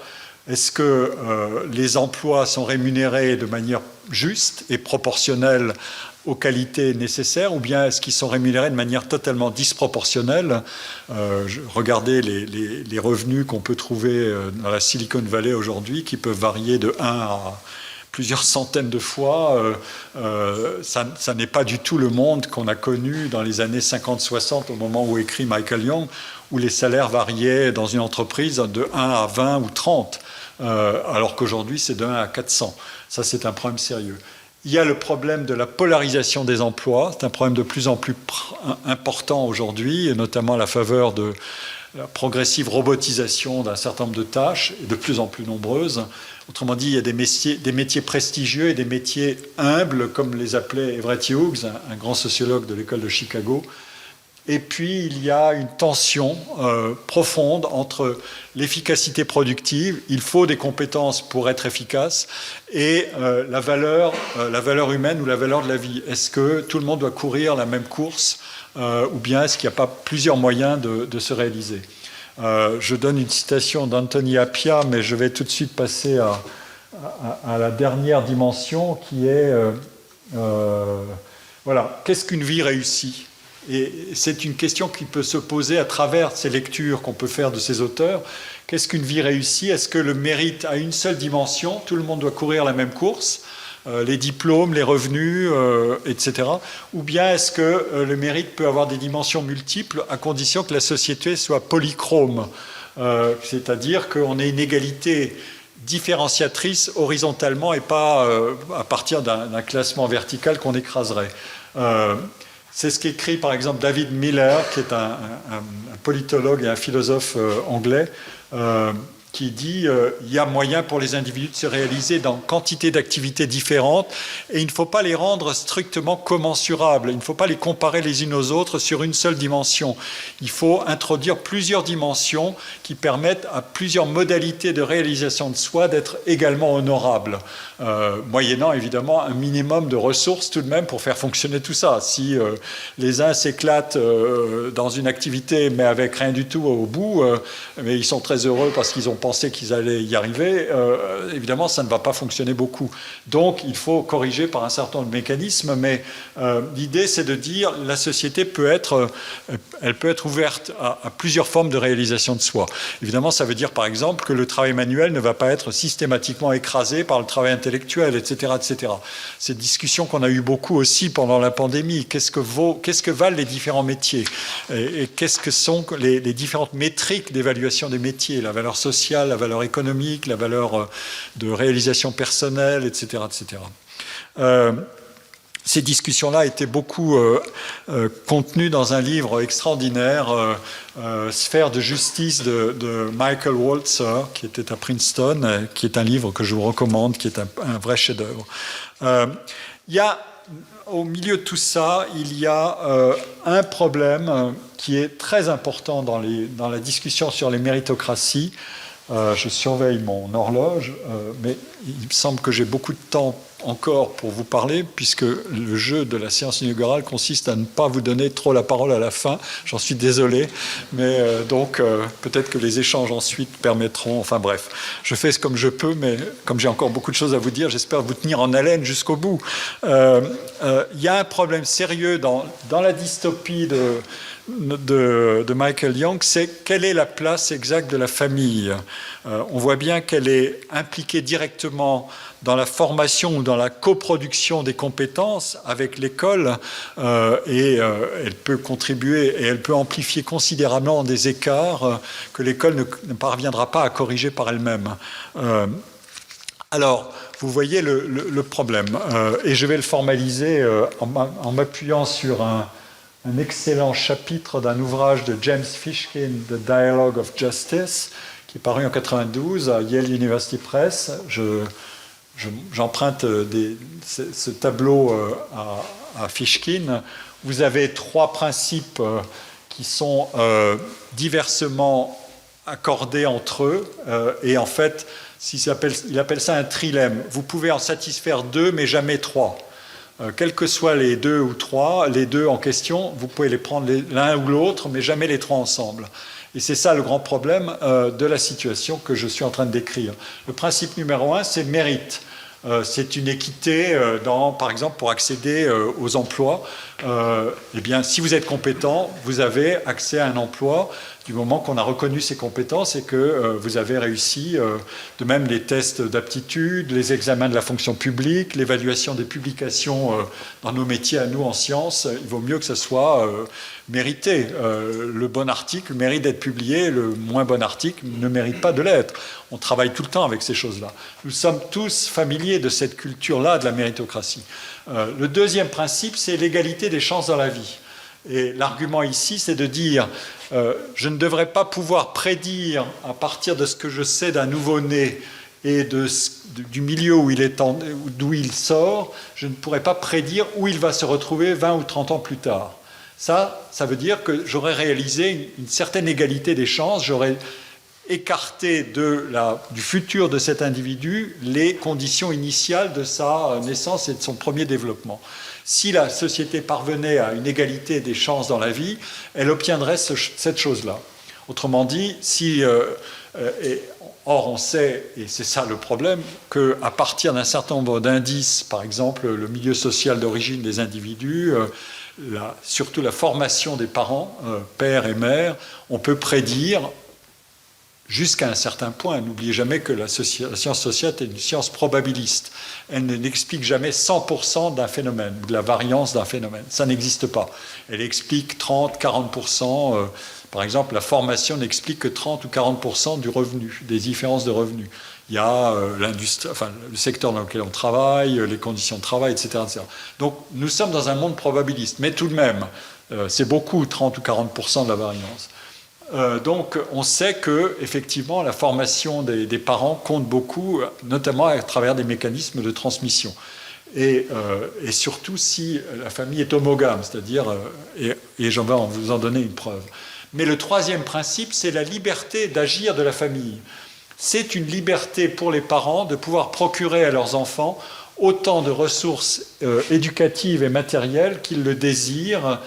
Et évidemment, ça permet à des familles plus favorisées que d'autres d'avantager leurs enfants dans la compétition pour le développement individuel, de sorte que, statistiquement, évidemment, ces enfants auront de meilleures chances dans la vie que d'autres. Xi Jinping, dans la lutte contre la reproduction des élites, a notamment voulu bloquer le recours au marché privé des soutiens scolaires et d'achat de prestations sur le marché de coaching, de cours du soir, payants, etc., etc. Donc, il est dans ce jeu-là. Il a dit, moi, je vais casser une partie de la liberté des familles. Et donc, vous avez trois possibilités ici, option 1, 2, 3. L'option 1, c'est, vous pouvez réaliser le mérite et garder la liberté dans la famille, mais dans ce cas-là, vous obtiendrez des inégalités que dénonceront les critiques de la méritocratie, dont j'ai parlé tout à l'heure. L'option numéro 2, c'est, eh bien, je vais réduire la liberté de la famille. Et donc, c'est par exemple ce qu'on fait quand on collectivise l'éducation. Un kibbutz, on sort les gamins de leur milieu familial et on les envoie tous ensemble. Il y a eu comme ça des tentatives dans certaines formes extrêmes de révolution. À Sparte, autrefois dans la Grèce ancienne, on sortait les gamins de leur famille très tôt et on les plaçait dans des structures collectives pour effacer en quelque sorte la possibilité de transmission familiale. Et donc, mais ça veut dire un sacrifice énorme de liberté d'action des individus. Et est-ce que les individus sont prêts aujourd'hui à renoncer à leur liberté à ce point-là? Pour quel profit exact? On ne le sait pas tout à fait. Et puis le scénario numéro 3, c'est de dire le mérite, on l'abolit et on garde uniquement la liberté et l'égalité des chances, mais ça veut dire, c'est une sorte de discrimination inversée. Les individus sont affectés à des postes de manière qui ne tient absolument aucun compte du mérite. Par exemple, des gens peu qualifiés auront des postes qualifiés, tout simplement parce que ces gens peu qualifiés sont défavorisés et que donc ils mériteraient plus que d'autres d'accéder à ces postes-là. Ou bien par l'attribution à des places dans des concours. Je corrige l'inégalité sociale par l'attribution d'un bonus qui est tel qu'un garçon ou une fille qui a un score moyen dans un concours va être admis grâce à des mécanismes de bonification très importants. Ou bien même par des loteries. On pourrait dire on va effacer complètement le cas du mérite, de l'effort et tout ça. Et c'est ce qu'avait recommandé un collègue de Princeton qui avait dit l'admission à Harvard devrait se faire de manière par la loterie, par un aléa, un tirage au sort, point final. Mais là, vous voyez à quel point on va dévaloriser l'effort et l'identification que chacun peut avoir avec les conditions dans lesquelles il peut réussir. Donc, la conclusion de James Fishkin, elle est assez simple. Elle est de dire ce trilemme qui est exposé ici, il pose un problème, un obstacle très important aux ambitions de toute théorie systématique, de théorie qui voudrait la justice sociale. Soit nous abandonnons l'une des pièces en question, donc on peut abandonner l'une des trois, soit nous devons admettre que les trois composantes de ce trilemme ne vont jamais ensemble, même dans les meilleures conditions qu'on pourrait imaginer de façon réaliste. Et donc, on se retrouve devant un conflit insoluble. Et comme il dit, nous avons des idéaux. Chacun de ces termes-là décrit des idéaux, les termes de mérite, d'égalité des chances et de liberté dans la famille, mais nous n'avons pas de solution idéale. voilà la première partie de l'exposé. Maintenant, je vais appliquer tout ça. Ça, c'était la machinerie de la méritocratie, si vous voulez. Mais maintenant, on va plonger dans le système et on va aller regarder dans le détail, dans l'atelier de la méritocratie à propos des mathématiques. D'abord, je vous donne quelques indications sur... faut que je trouve l'angle sous lequel cette machine veut bien obéir. Je vais faire les choses plus simplement. Pardon. Voilà. Ça, c'est la course au diplôme à la française, mais vous pouvez avoir certainement la même chose dans votre pays. Vous voyez, on va de 82 à 2018. Et vous voyez quel est le taux de diplôme d'individus qui n'ont, par exemple, aucun diplôme, c'est en bas, et les diplômes les plus élevés, c'est en haut. La part de ceux qui n'ont aucun diplôme a décru. Pas tellement vite d'ailleurs, hélas, mais la part des diplômes les moins élevés, certificats d'études primaires, etc., elle a diminué vraiment beaucoup. Et progressivement, vous voyez que chacun se retrouve à la fin de la période avec un empilement de plus en plus élevé de gens diplômés dans des couches de plus en plus larges. Et ça, c'est la course, exactement la course au diplôme aujourd'hui. Les diplômés à Bac plus 2 en France, ils étaient moins de 10%, ils étaient 5% en 1982, ils sont maintenant 22%, donc ça s'est multiplié par plus de 4, etc., etc. Donc on est dans cette société du diplôme, incontestablement. Et c'était après tout l'honneur du système que de favoriser l'éducation à grande échelle, d'abord dans le secondaire, puis dans le supérieur. Mais évidemment, le problème, c'est qu'est-ce que valent ces diplômes? Et c'est là que la valeur de ces diplômes, elle en subit aussi les conséquences. Plus on a de diplômés, plus il y a un problème de rendement du diplôme. Voilà l'argument. Alors, il est très difficile à lire ici, mais et comme je n'ai pas de pointeur ici, alors, enfin bon... vous voyez qu'on a des générations de gauche à droite en chacun de ces brevets, enfin c'est la hiérarchie des diplômes que j'ai donné tout à l'heure, où commencent les individus en 1968, la génération de 1968. Quand vous aviez un diplôme de ce niveau-là, ça c'est le salaire relatif, c'est-à-dire calculé par rapport à la moyenne de tous les salaires, vous étiez à un coefficient de presque 3 fois plus que le salaire moyen d'un diplômé dans la génération de 68. Quand vous êtes dans la génération de 2013, vous voyez que vous êtes à un coefficient qui n'est plus que de 1,6 au lieu de 2,8 à peu près. Les choses se sont dégradées pour le baccalauréat, etc. Donc tout le monde, en quelque sorte, subit la pression de cette couche qui est de plus en plus épaisse de diplômés, et pour, en quelque sorte, diminuer le rendement des diplômes. Le résultat de tout ça est écrit ici par un économiste de l'INSEE. Le niveau de diplôme a beaucoup augmenté, mais plus vite que la qualification du système productif. Les emplois deviennent de plus en plus qualifiés, mais le niveau de diplôme des générations progresse encore plus vite. Et il y a une sorte de jeu de dupes. Allez-y, diplômez-vous, mais si la machine ne crée pas autant d'emplois que de diplômés, il va y avoir un problème. Et donc il y a une concurrence accrue entre les individus au fur et à mesure qu'il y a de plus en plus de diplômés. Et par conséquent, à un niveau de diplôme donné, les salariés occupent des emplois de moins en moins rémunérés. Avec un bac, aujourd'hui, vous n'obteniez absolument plus que vous obteniez 20 ou 30 ans avant. Voilà. Et en même temps, il y a une hiérarchie des diplômes qui reste. Les salaires sont effectivement accordés à la hiérarchie des diplômes. Mais, comme je vous l'ai dit, le rendement de ces diplômes a diminué. Alors, maintenant, la visualisation de cette société des diplômes, elle est ici. Vous voyez le nombre la hiérarchie des diplômes, de la licence dans le supérieur jusqu'au doctorat qui est en dessous, en pointillé ici. Et vous voyez que ces courbes-là progressent, sauf les diplômes courts, ce qu'on appelle les diplômes universitaires de technologie, qui sont des formations courtes, mais très professionnalisantes. Mais toutes ces courbes sont à la hausse, ou le doctorat qui est assez stable. Ça, c'est un vrai problème dans nos sociétés contemporaines. Nous ne fabriquons peut-être pas assez de docteurs, alors que les Chinois en ont fabriqué à tour de bras. Voilà. Et à droite, vous avez l'augmentation de ce nombre de diplômés par niveau en haut, et dans les générations successives, ce sont des enquêtes qui ont été faites entre 1993 et 2014, et en dessous, vous avez une décomposition par le type de diplôme. Et vous voyez que les diplômes de maths, ingénierie et sciences et technologies de l'information et de la communication sont les diplômes qui viennent en second par rapport aux diplômes d'économie et de droit. Le reste est à gauche et à droite.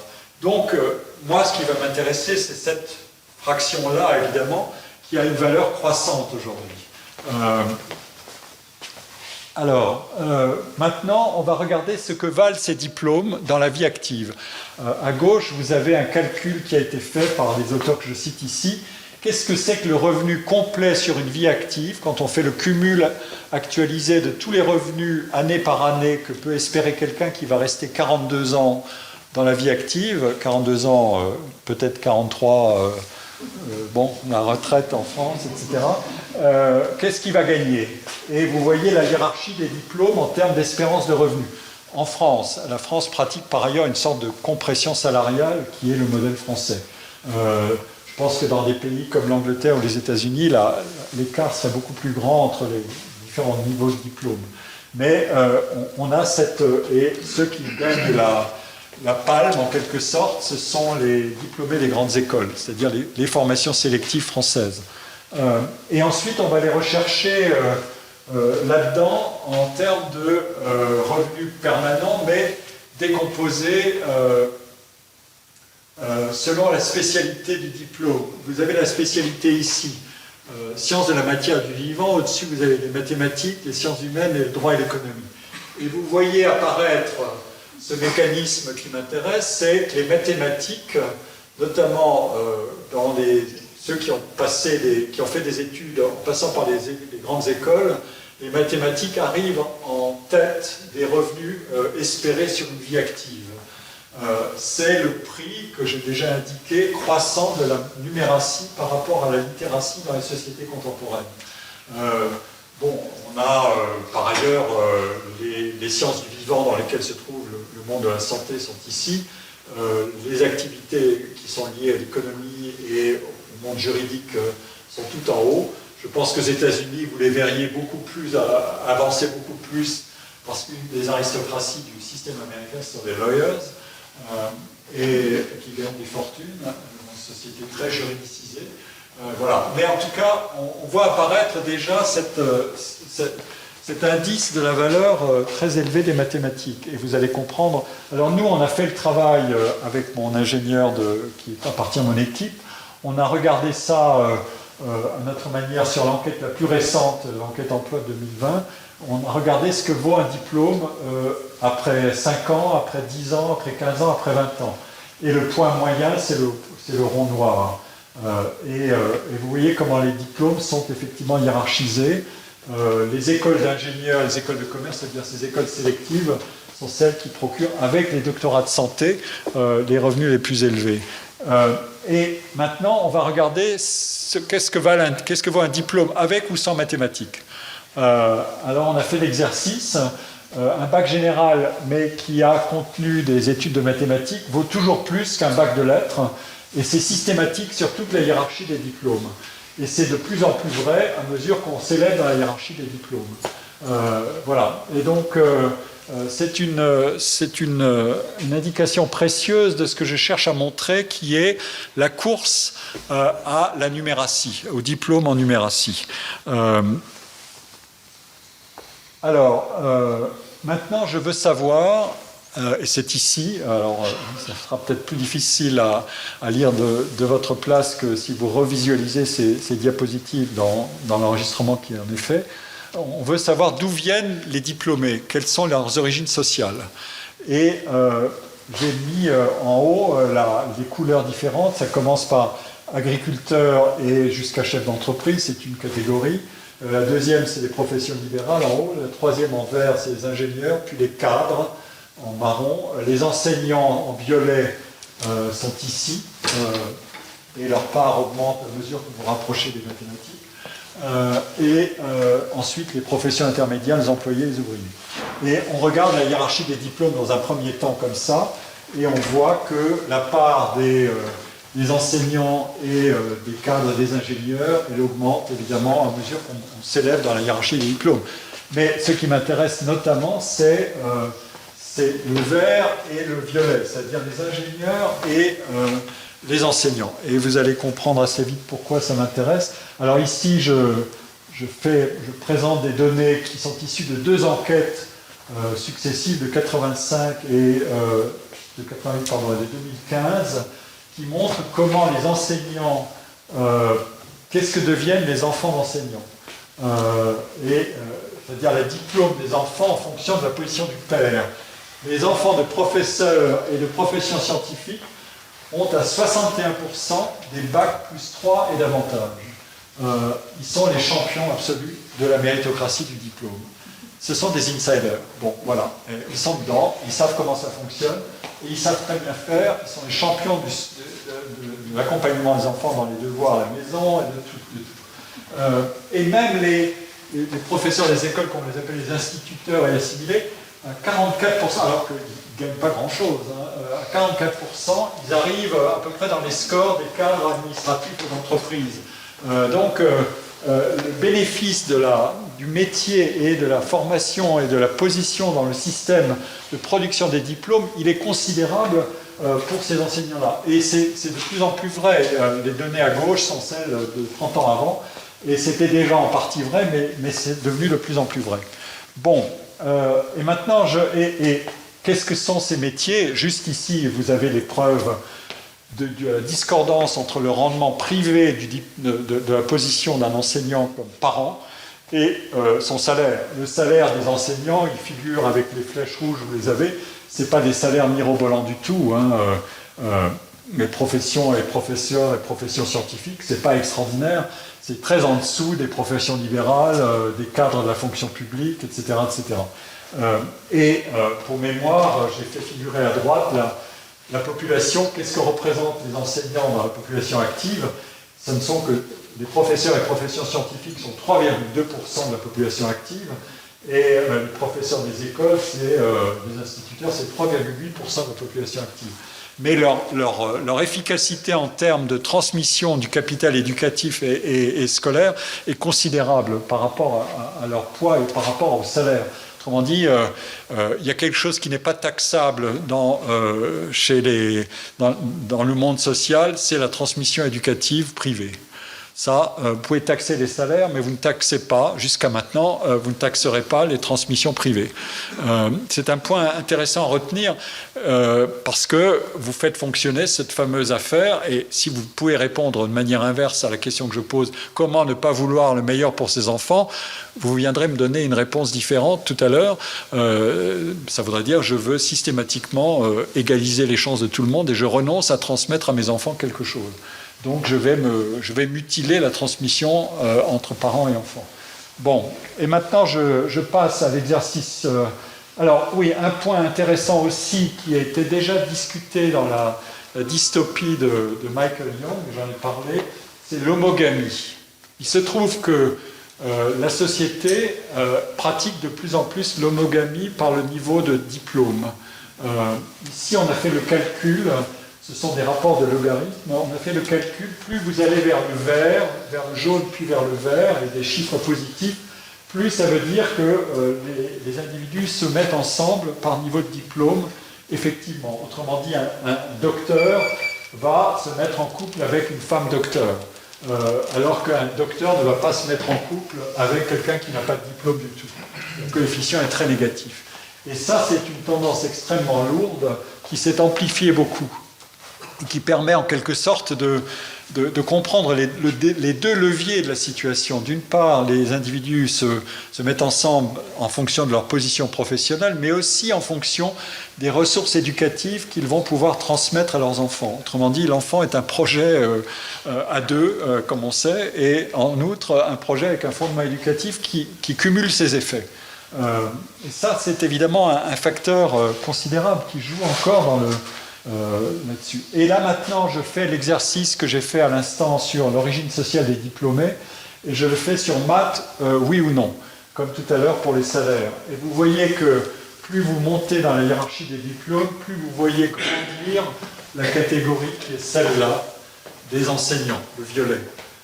Systématiquement, en mathématiques, vous avez toujours plus de fils enseignants, à quelque niveau de diplôme que ce soit, vous avez toujours plus de fils enseignants et de professions scientifiques que pas. Et ça vaut aussi pour les ingénieurs, mais de manière un peu moindre, mais quand même la tendance est forte, surtout dans les diplômes les plus élevés. On pourrait dire à cet égard que les deux piliers de la méritocratie, de la méritocratie numératique, si on peut employer ce vocabulaire nouveau, c'est les enseignants et les ingénieurs. C'est aussi l'honneur des sociétés que les enseignants fabriquent le bien commun éducatif, du moins tant qu'il n'est pas trop privatisé, et les ingénieurs sont responsables de la progression de la société, des innovations, etc. Ce sont des métiers dont on ne doit pas critiquer et dévaloriser la fonction, sinon alors on se retrouve avec rien du tout. Et en même temps, on voit bien que ce sont des ressorts qui font qu'on est dans ce trilemme dont je parlais tout à l'heure. Alors, pour continuer à commenter des données, puisque j'aime bien donner des preuves, hein, je vous bombarde peut-être de trop de chiffres, mais j'aime donner des preuves. Ici, on a fait l'exercice, je ne commente que le graphique de droite, un de mes anciens étudiants a analysé l'origine sociale de la totalité des étudiants de l'université française à un moment donné. Et il regarde ceux qui sont fils d'enseignants et ceux qui sont fils d'ingénieurs. En bas, il y a le taux d'enfants d'ingénieurs et en ordonnée, il y a le taux d'enfants d'instituteurs et de professeurs. Et vous voyez que les mathématiques sont tout en haut, à droite, là-haut, et la philo à gauche. Alors, chers collègues, ils sont les deux. Voilà, coucou. Et moi, je m'occupe de maths et j'ai fait la philo, donc je ne sais pas où je suis exactement. Enfin, je me balade un peu au milieu. Mais voilà, ça veut dire quelque chose. C'est-à-dire qu'on a ce que j'ai appelé les deux piliers de la méritocratie à forte densité de numératie. C'est ça, c'est les enfants d'ingénieurs et les enfants de professeurs. C'est une preuve supplémentaire. Le travail, comme je le dis toujours, c'est le travail de la preuve dans la recherche. Et ici, ce sont des données américaines qui donnent des scores à des tests en numératie et en littératie. Verbal scores et quantitative scores. Et vous voyez que les mathématiques se retrouvent évidemment ici avec toute la population des disciplines scientifiques. Et les littéraires sont là. Donc on a effectivement deux mondes. On a la littératie et la numératie. Je ne vais pas les hiérarchiser entre elles, mais c'est le monde social qui les hiérarchise d'une certaine manière à travers des mécanismes de salaire, d'investissement des familles, etc., et des débats dont je vais parler dans la troisième partie tout à l'heure. Je continue mon exploration.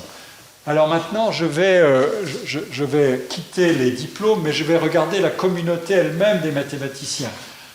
Ceux qui produisent la recherche, qui enseignent aux étudiants, donc qui sont à la tête de ce système de production des compétences en numératie. Et je vais regarder quelles sont leurs caractéristiques à eux.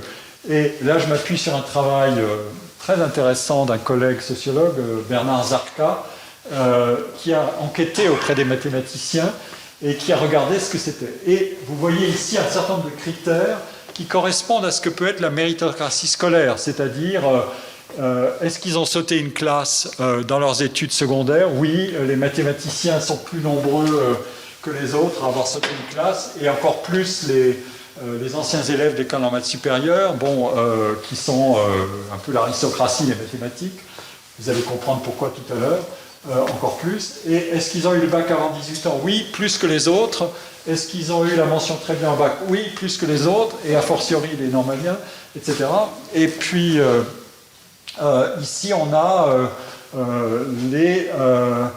le taux de différents métiers des sciences dont les parents sont enseignants, chercheurs ou appartiennent aux classes supérieures. Vous voyez que les mathématiciens, encore une fois, se distinguent parce qu'ils appartiennent, leurs parents sont enseignants-chercheurs à un taux beaucoup plus élevé que les autres, sensiblement plus élevé, les informaticiens s'en rapprochent, mais etc. Et donc, on a une caractéristique vraiment distinctive, tout à fait intéressante, Le collègue rappelle aussi qu'il y a une homogamie, comme je l'ai dit, entre les mathématiciens qui existent, qui sont soit tous les deux mathématiciens, soit l'un mathématicien et l'autre scientifique ou enseignant. Et je rappelle juste l'équation de l'homogamie ici. Je ne vais pas la commenter à nouveau, mais ça existe. Donc tous ces mécanismes-là que je suis en train de mettre en place, ils fonctionnent ici avec une intensité tout à fait particulière. Alors, maintenant, je vais m'interroger sur, bon, et comment est-ce qu'ils sont arrivés à leur position de mathématiciens? Je vais étudier leur carrière. Est-ce qu'ils ont été méritocrates? Est-ce que les mathématiques détiennent un tel pouvoir sur l'évolution de la société, même si on ne le sait pas exactement, mais les mathématiques et le monde de la numératie, disons, un pouvoir sur la production des diplômes, la valeur, le rendement des diplômes, etc. Est-ce que même se sont comportés de manière méritocratique? Vous allez voir que la réponse est oui, à un détail près qui n'est pas négligeable. Ici, vous avez le schéma qui est aussi le schéma des données qu'on a mises en œuvre pour faire cette démonstration. D'où viennent les gens? Est-ce qu'ils ont été formés, les mathématiciens, à l'université ou dans une grande école? Il faut que je surveille. Ben, oui. Et est-ce qu'ils ont passé ce fameux concours de l'agrégation, qui est un concours sélectif qui permet d'enseigner dans l'enseignement secondaire et qui est un signal d'une certaine valeur dans une situation de compétition? Avoir été admis à une grande école, c'est aussi un signal d'une certaine valeur académique, disons.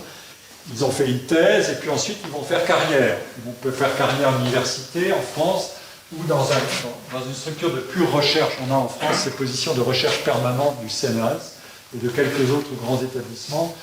Je ne connais pas les équivalents stricts pour la Belgique, mais et puis il y a les professeurs qui sont dans les classes préparatoires qui préparent aux grandes écoles. Tout ce monde-là peut, une première étape de carrière, puis une deuxième étape de carrière, ils peuvent bifurquer, etc. Et on va voir comment ça fonctionne tout ça. Eh bien, voilà. Les carrières les plus enviables, ce sont les carrières dans la recherche pure. C'est-à-dire que vous consacrez l'essentiel de tout votre temps à la recherche, ou l'essentiel de votre temps à la recherche. Ça vous donne évidemment des chances supérieures de produire des articles, etc. Et éventuellement, vous pouvez enseigner si vous voulez. Mais ce n'est pas une obligation statutaire. Le deuxième type de carrière, c'est l'université. Le troisième, c'est les classes préparatoires, où là, vous n'avez pas du tout de recherche à faire, vous n'êtes qu'un enseignant pur. Dans l'université, vous êtes supposé être à moitié enseignant et à moitié chercheur. Et plus vous avez de charges d'enseignement et tout ce qui va avec, moins vous avez de temps pour la recherche. Donc c'est un sacré problème. Et de plus en plus dans le système international et français d'abord.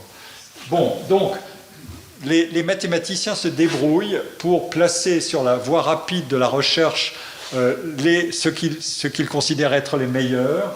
Et il se trouve que les indicateurs qui permettent de mesurer ces choix de chercheurs correspondent effectivement à des signaux de qualité. On ne peut pas le discuter.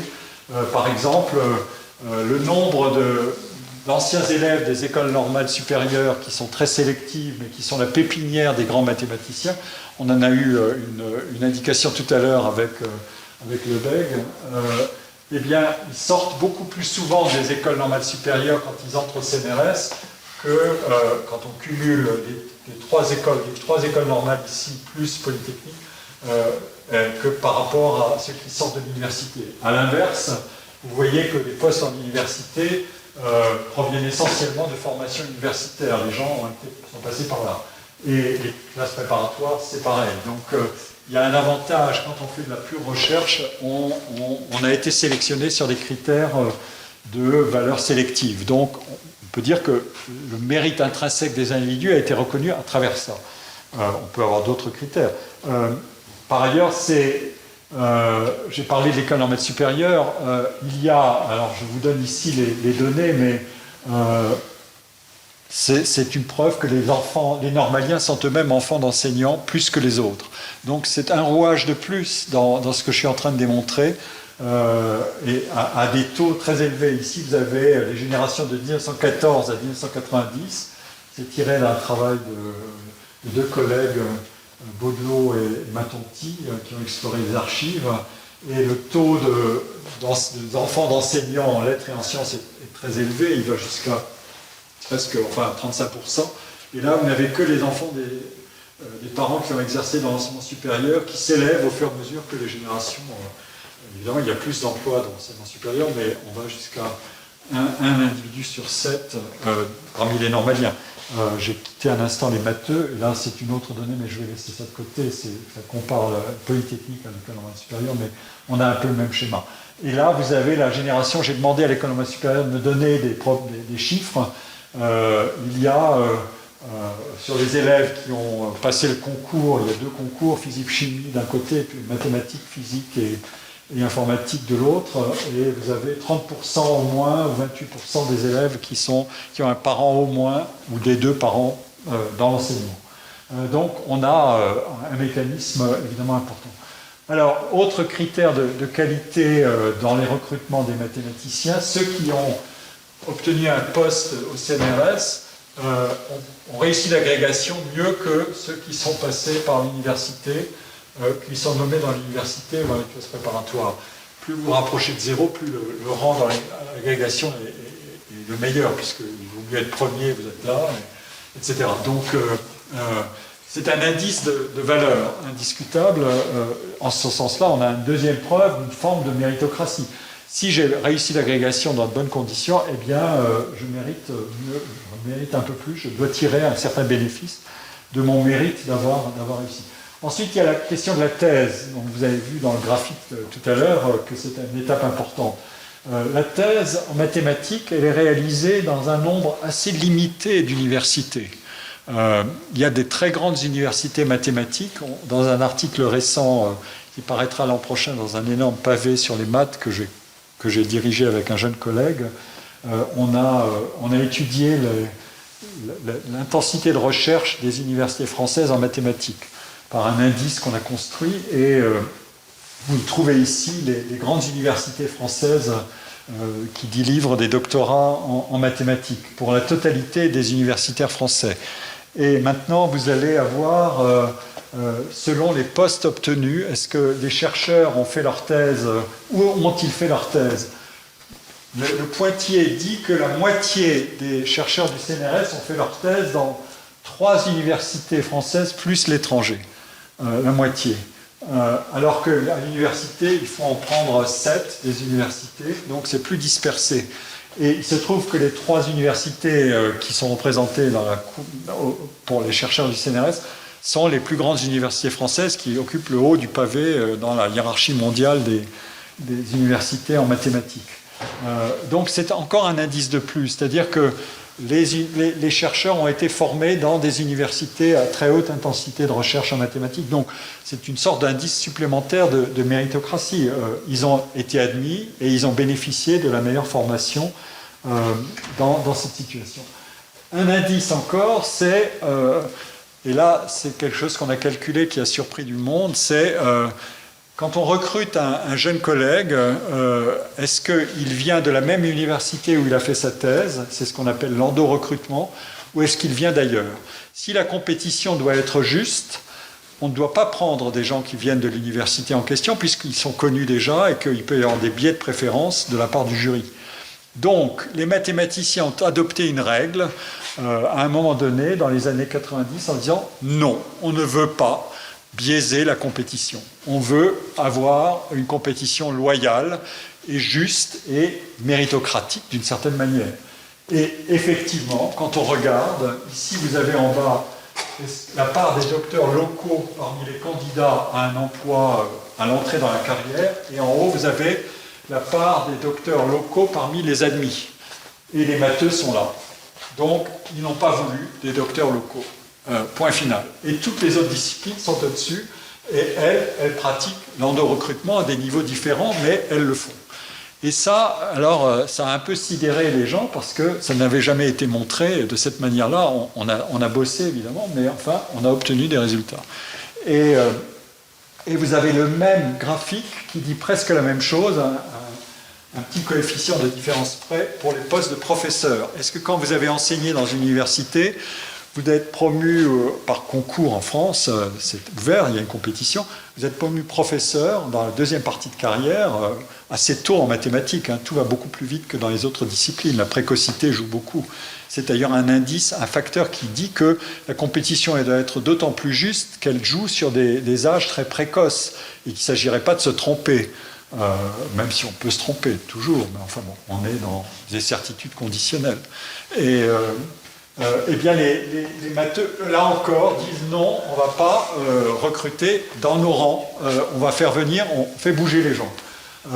Et on recrute ailleurs, on a un panier beaucoup plus ouvert. Donc c'est encore une sorte d'indice de la méritocratie de la discipline. Le seul problème, et c'est ça l'anomalie des mathématiques, c'est le taux de femmes. Alors là, c'est pas brillant. Vous avez ici la totalité des disciplines, le taux de femmes au poste de maître de conférence en abscisse et le taux de femmes professeurs d'université en ordonnée. Et vous voyez que les mathématiques ne sont pas bien loties pour les maths pures, pour les maths appliquées c'est un peu meilleur, mais là le taux de femmes est assez désespérant. Il y a quelque chose, je ne peux pas développer parce que c'est trop long, il y a beaucoup de facteurs explicatifs possibles et donc de leviers à mettre en place pour essayer de remédier à la situation, mais là, c'est une sorte de tache noire ou de soleil noir dans la culture méritocratique des mathématiques. Ça ne veut pas dire qu'il y a un biais de sélection défavorable aux femmes. Au contraire, récemment, il y a eu des mesures pour augmenter le taux de femmes dans le métier, mais ça veut dire que les mécanismes qui engendrent les préférences de carrière sont en défaveur des femmes pour un certain nombre de résultats cumulés, de mécanismes qui cumulent leurs effets. Bon, il faut que j'avance. Et là, vous avez de nouveau le même graphique par type d'emploi, CNRS, université, grandes écoles. Vous voyez que le CNRS, qui sont les carrières les plus désirables, sont celles où on a encore moins de femmes qu'ailleurs. Donc, c'est un deuxième problème. Et pour finir cette partie-là, si je résume ce que c'est que arriver de la base au sommet dans une carrière, c'est une sorte de succession d'épreuves de passage. Et j'ai figuré ici des courbes de Gauss, c'est-à-dire de distribution de la valeur des gens, et on prend la partie droite de la courbe, les bons élèves dans l'enseignement primaire, on rejoint des bons lycées dans l'enseignement secondaire, puis on rejoint peut-être des classes préparatoires, là, ceux-là, on rejoint une classe préparatoire, et puis sont entrés dans des bonnes... dans des écoles normales supérieures ou dans des établissements de très bonne qualité. Et qu'est-ce qui se passe ici Et là, vous avez le taux de parents qui ont un diplôme en fonction de la sélectivité des études, qui ont un diplôme supérieur, c'est la même chose, ça obéit au même principe. Eh bien, ici, vous avez la dernière courbe tout à droite, c'était les médaillés Fields. On a en France 13 médaillés Fields. Et qu'est-ce que vous voyez ? Vous voyez beaucoup d'enfants d'enseignants, pas tous, heureusement. Il y a des certitudes conditionnelles. Il y a beaucoup de vainqueurs des Olympiades de mathématiques, autrement dit, ils ont passé des concours, y compris extrascolaires. Ils ont préparé leur thèse dans les grandes universités françaises dont j'ai parlé tout à l'heure. Ils les ont passés très tôt, la plupart du temps. Et ils sont tous passés par le CNRS, autrement dit par la voie rapide qui leur permet d'accélérer dans leur production de recherche. Alors, il y avait, ça c'est pour finir assez vite, il y avait un mécanisme très vertueux dans le monde français, c'était de dire, si vous voulez être vraiment totalement méritocrate en mathématiques, dans les carrières, la gestion des carrières, vous allez effectivement prendre les meilleurs pour les placer dans la situation de chercheurs à temps plein, mais au bout de 10 ans, ces chercheurs à temps plein sont priés d'aller en université pour former les jeunes qu'ils ont été 10 ans avant. Et c'est l'honneur du métier que de pratiquer cette synergie entre l'enseignement et la recherche. Ça a fonctionné pendant un certain nombre d'années, beaucoup plus que dans d'autres disciplines. C'est très spectaculaire. Et en même temps, ça finit par s'écrouler maintenant parce que l'université n'attire plus tellement, parce que les conditions de travail sont difficiles et les gens préfèrent partir à l'étranger quand ils sont au CNRS, dans une université étrangère, mais plus dans une université française. Autrement dit, le mécanisme s'est déréglé. Et là, il y a une sorte de fissure dans le modèle, parce qu'on a vu tout à l'heure qu'il était très important que les bons mathématiciens soient en activité dans les bonnes universités pour former les très bons docteurs qui vont devenir de bons mathématiciens, etc., etc. Autrement dit, la belle mécanique méritocratique c'est en train de se gripper un peu. Alors, maintenant, brièvement, parce que j'ai plus beaucoup de temps, et pourtant c'est important, je vais maintenant m'intéresser à la base, c'est-à-dire d'où viennent tous ces diplômes. Ils ont été produits par un système d'enseignement primaire et secondaire, des enfants de 5 à 10 ans, puis ensuite jusqu'à la fin des études secondaires. On sait que ces formations ont une valeur économique considérable. Je l'ai déjà dit à travers les revenus, mais ici on a des calculs sur l'enquête PIAC, c'est les compétences des adultes, l'enquête PISA, c'est les compétences des élèves, et on regarde la relation entre les deux, et on voit qu'il y a des pays qui sont très supérieurs à d'autres. La France est là, et le Japon est tout en haut. Et ici on a le taux d'emploi, qui est un facteur de richesse, et c'est de nouveau la même chose, en fonction des compétences des adultes. Donc c'est un enjeu économique, cette affaire. Et donc il faut regarder la machine à la base. Comment est-ce qu'on produit des compétences en mathématiques? Et là, il y a une très mauvaise nouvelle, c'est qu'il y a une chute considérable de niveau en France, et c'est vrai aussi aux États-Unis d'ailleurs. Mais ça n'est pas vrai en Chine, par exemple, ni même, hélas, en Russie. Bon, pour des raisons que vous comprenez, mais voilà, en France, ça a dégringolé. Et les données sont convergentes depuis 40 ans. Mais on n'a pas voulu le savoir jusqu'au début des années 2000. On n'a rien voulu savoir. On a dit non, tout va très bien. Et maintenant, on s'aperçoit que ça ne va pas bien du tout. Et je vous passe les détails sur les calculs, mais la leçon générale de tout ça, c'est que ça ne va pas bien. Ça ne va pas bien du tout, et c'est devenu un enjeu public très important dans la société française, hein, ce décrochage, des réformes qui ont dit on peut mettre les maths de côté, et puis maintenant on revient sur cette réforme en France. Et donc, alors les données ensuite par origine sociale des élèves, elles sont les mêmes, il y a une chute de tout le monde. Ça c'est les enfants de cadre avec le triangle là. Les enfants de cadre, vous voyez que ça a chuté aussi, mais que ça s'est un peu stabilisé, tandis que toutes les autres origines sociales, ça dégringole. Donc les inégalités se sont amplifiées en fonction de l'origine sociale des élèves. À droite, vous avez les mêmes calculs aux différents niveaux scolaires, en classe primaire et puis en troisième. Je ne vais pas commenter tout ça, mais... Et ensuite, ce qui nous préoccupe, c'est que nous ne sommes plus dans un monde fermé, mais dans un monde ouvert où la compétition internationale règne. Et donc la production du capital humain à forte densité de numératie, c'est une affaire qui préoccupe toutes les grandes nations. Et vous avez ici la hiérarchie des pays en fonction des scores dans des célèbres tests qui sont faits par quelque chose qui s'appelle TIMSS, qui est moins connu que PISA, le classement PISA, mais TIMSS s'est consacré uniquement en mathématiques. Et vous voyez que les pays qui font la course en tête, c'est les pays comme la Corée du Sud ou le Japon. Et si on met Singapour, ça va monter encore plus haut. Et la Chine s'invite aussi maintenant, mais elle n'était pas présente dans les années récentes. Et ici, vous avez la distribution, non pas simplement le score moyen à droite, mais la distribution entre les meilleurs et les moins bons. Plus la pointe va vers la droite, plus vous avez des résultats formidables pour les meilleurs, et plus la courbe est large à droite, plus vous avez une population importante de bons élèves qui ont des scores élevés. Et vous voyez que la France, qui est là, eh bien, ça ne va pas très bien. Elle a une pointe qui est moins importante que l'Angleterre, le Japon, la Russie, Singapour et les États-Unis, en ordre ascendant, et qu'elle a un ventre de performance moyenne qui est plutôt décalé vers la gauche, et donc c'est une très mauvaise nouvelle. C'est un travail qui a été fait par ma doctorante Colombe Sayard. Et ici, vous avez les mêmes données pour ceux qui se consacrent plus particulièrement aux mathématiques, donc ce qu'on appelait autrefois les terminales.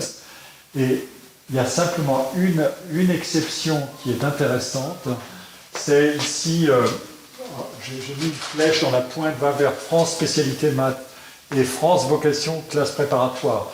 Là, dans la toute petite pointe des élèves qui se destinent plutôt aux mathématiques et qui ont une formation un peu plus intense en mathématiques, et dans ceux qui se destinent aux grandes écoles, eux, ils tiennent leur rang dans la compétition internationale. Mais c'est une pointe vraiment toute petite, alors que ici figure le score des élèves des terminales scientifiques au milieu. En France, vous voyez que c'est bas. Et donc, le système se polarise entre de très bons élèves qui tiennent à peu près le rang international et les autres, même dans des formations à certaines densités scientifiques, qui perdent pied. Et ça, c'est un souci évidemment majeur. Alors, et là, de nouveau, il y a un problème entre filles et garçons qui recommence avec des écarts qui sont importants et systématiques. Voilà, et je conclus. J'ai donné tout à l'heure 19 exemples des cas d'attribution de mérite, et je voudrais en rajouter un 20e qui concerne spécifiquement les mathématiques. Vous savez que les mathématiciens organisent tous les 4 ans un congrès mondial de mathématiques qui est très important. C'est là qu'on nomme les médaillés Fields, on décerne des médailles. C'est là qu'on invite des conférenciers à donner de grandes conférences, et c'est un honneur très important. Dans le dernier congrès, les femmes françaises, il y en avait plusieurs, donc ça va dans ce sens-là, etc. La France était, quand j'ai fait le calcul avec mon équipe, on a regardé tous les congrès mondiaux de mathématiques, et on a regardé la position de la France en nombre de conférenciers. Ils étaient seconds derrière, mais très loin derrière les États-Unis. Mais les États-Unis ont une sorte de droit de tirage total sur la planète, puisqu'ils font venir des tas de gens du monde entier qui viennent poursuivre leur carrière aux États-Unis. Donc, c'est un peu inégal, et en même temps, c'est la vérité des faits. Donc, les congrès mondiaux de mathématiques sont un événement très important, et c'est rare qu'une communauté se réunisse avec cette espèce de densité, de célébration communautaire, alors que c'est un monde extrêmement hiérarchisé. À 20 ans, vous savez où vous en êtes dans votre espérance de succès dans la carrière en mathématiques. Et en même temps, c'est un monde communautaire qui sait reconnaître la valeur en étant d'accord. Il y a un consensus sur la valeur objective jusqu'à un certain point, moyennant conditionnellement à ce que vous voulez, à des bruits, mais enfin bon. Eh bien, le dernier congrès devait se tenir à Moscou, à Saint-Pétersbourg, pardon. À Moscou. À Moscou, oui, je ne sais plus. Oui, à Moscou, je crois. Et oui, attendez. Qu'est-ce que j'ai écrit, oui. Et le congrès n'a pas eu lieu en Russie, parce que les mathématiciens ont décidé que ça n'était pas possible. Le 24 février, la Russie a envahi l'Ukraine. Le 26 février, le congrès a été annulé en Russie et a été transformé en congrès virtuel. Et donc, et en même temps, on pouvait invoquer 2 principes différents de mérite. Est-ce que la Russie mérite quand même d'avoir le congrès parce que c'est une très grande nation de mathématiciens, ou bien est-ce que les valeurs universelles doivent l'emporter quoi qu'il arrive?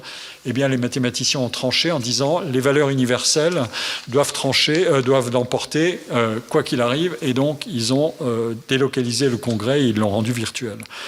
Alors, dans ce congrès a été honorée une mathématicienne qui fait carrière aux États-Unis, mais qui est d'origine russe, Svetlana Jitormyskaya, qui a obtenu pour la première fois une médaille, qui est la médaille d'après le nom d'une physicienne, je crois, Olga Ladijenskaya.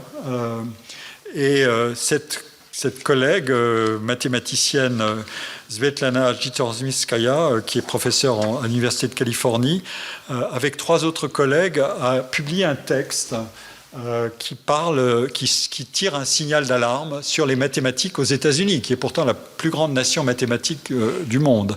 Il y a un constat: les États-Unis dominent les sciences mathématiques depuis l'exode massif des scientifiques européens dans les années 30. Donc, il y a des conditions, il y a des hasards ou des aléas qui font qu'on peut obtenir une avancée incroyable. De même, après la chute du communisme, les mathématiciens russes se sont partagés entre la France, les États-Unis et quelques autres pays.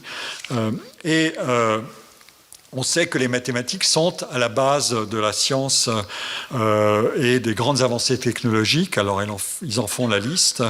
La robotique, la cybersécurité, l'intelligence artificielle, la modélisation du climat, etc. etc. Et donc, le leadership américain a procuré effectivement un énorme avantage stratégique aux États-Unis. Il n'y a pas que le venture capitalisme, hein, il y a aussi ça, il faut bien le savoir. Et la relation assez étonnante entre les universités et le monde industriel et les start-up, etc., dans des systèmes de clusters. Mais ensuite, ses collègues, l'un de Princeton, Sergio Kleinerman, un autre de NYU, Percy Deft, et elle disent « Mais attention, le système d'enseignement est déplorable aux États-Unis, dans le secondaire et le primaire, de la maternelle à la 12e année. Ça ne va pas du tout. Le niveau dégringole, comme je l'ai montré pour la France, et dans un récent papier de la fondation Microsoft, le fondateur de Microsoft a aussi écrit, qui a un fonds philanthropique gigantesque, a dit « Attention, les mathématiques dégringolent ». Donc tout le monde s'inquiète aux États-Unis. Deuxièmement, le mérite scolaire n'est plus assez reconnu parce qu'on veut introduire un critère de ce que j'ai appelé tout à l'heure de discrimination inversée qui va finir par toucher un peu à la reconnaissance du mérite scolaire. Là, ça peut être beaucoup plus discutable, mais enfin bon, c'est un argument qu'ils avancent. Et le troisième, et ça c'est le point que j'ai évoqué tout à l'heure, les États-Unis font face à une concurrence agressive de la part d'autres pays pour recruter les meilleurs talents et sont cités la Chine et maintenant l'Inde qui jouent un rôle considérable dans la compétition dans ce monde de la numératie, si vous voulez, de la compétence en numératie. Donc, pour finir là-dessus, mérite et méritocratie ne jouent pas exactement la même partie d'échec, ce trilemme dont j'ai parlé tout à l'heure, selon qu'on se place dans un contexte national ou dans un contexte international. Le réglage entre équité et efficacité, il peut avoir un sens sur un échiquier quand il est national, mais ce sens ne peut pas être stabilisé de la même manière quand on passe à l'échiquier international. Autrement dit, quand on raisonne en termes internationaux, on dira on a besoin d'excellence, d'élite scientifique, d'innovateurs, etc. Tandis que quand on se place dans un contexte national, on dira il faut favoriser l'égalité des chances et on est prêt à sacrifier un peu d'efficacité pour plus d'équité. Vous voyez que ces réglages-là sont très compliqués à ajuster les uns aux autres. J'ai empilé d'une certaine manière toutes sortes de mécanismes qui ne donnent pas une réponse simple. Je dirais comme Fishkin, nous avons beaucoup d'idéaux, mais nous n'avons pas de solution idéale. Mais, et je finirai par là, il vaut mieux connaître tous les rouages de ce qui est ou idéal ou pas idéalisable. Merci à vous.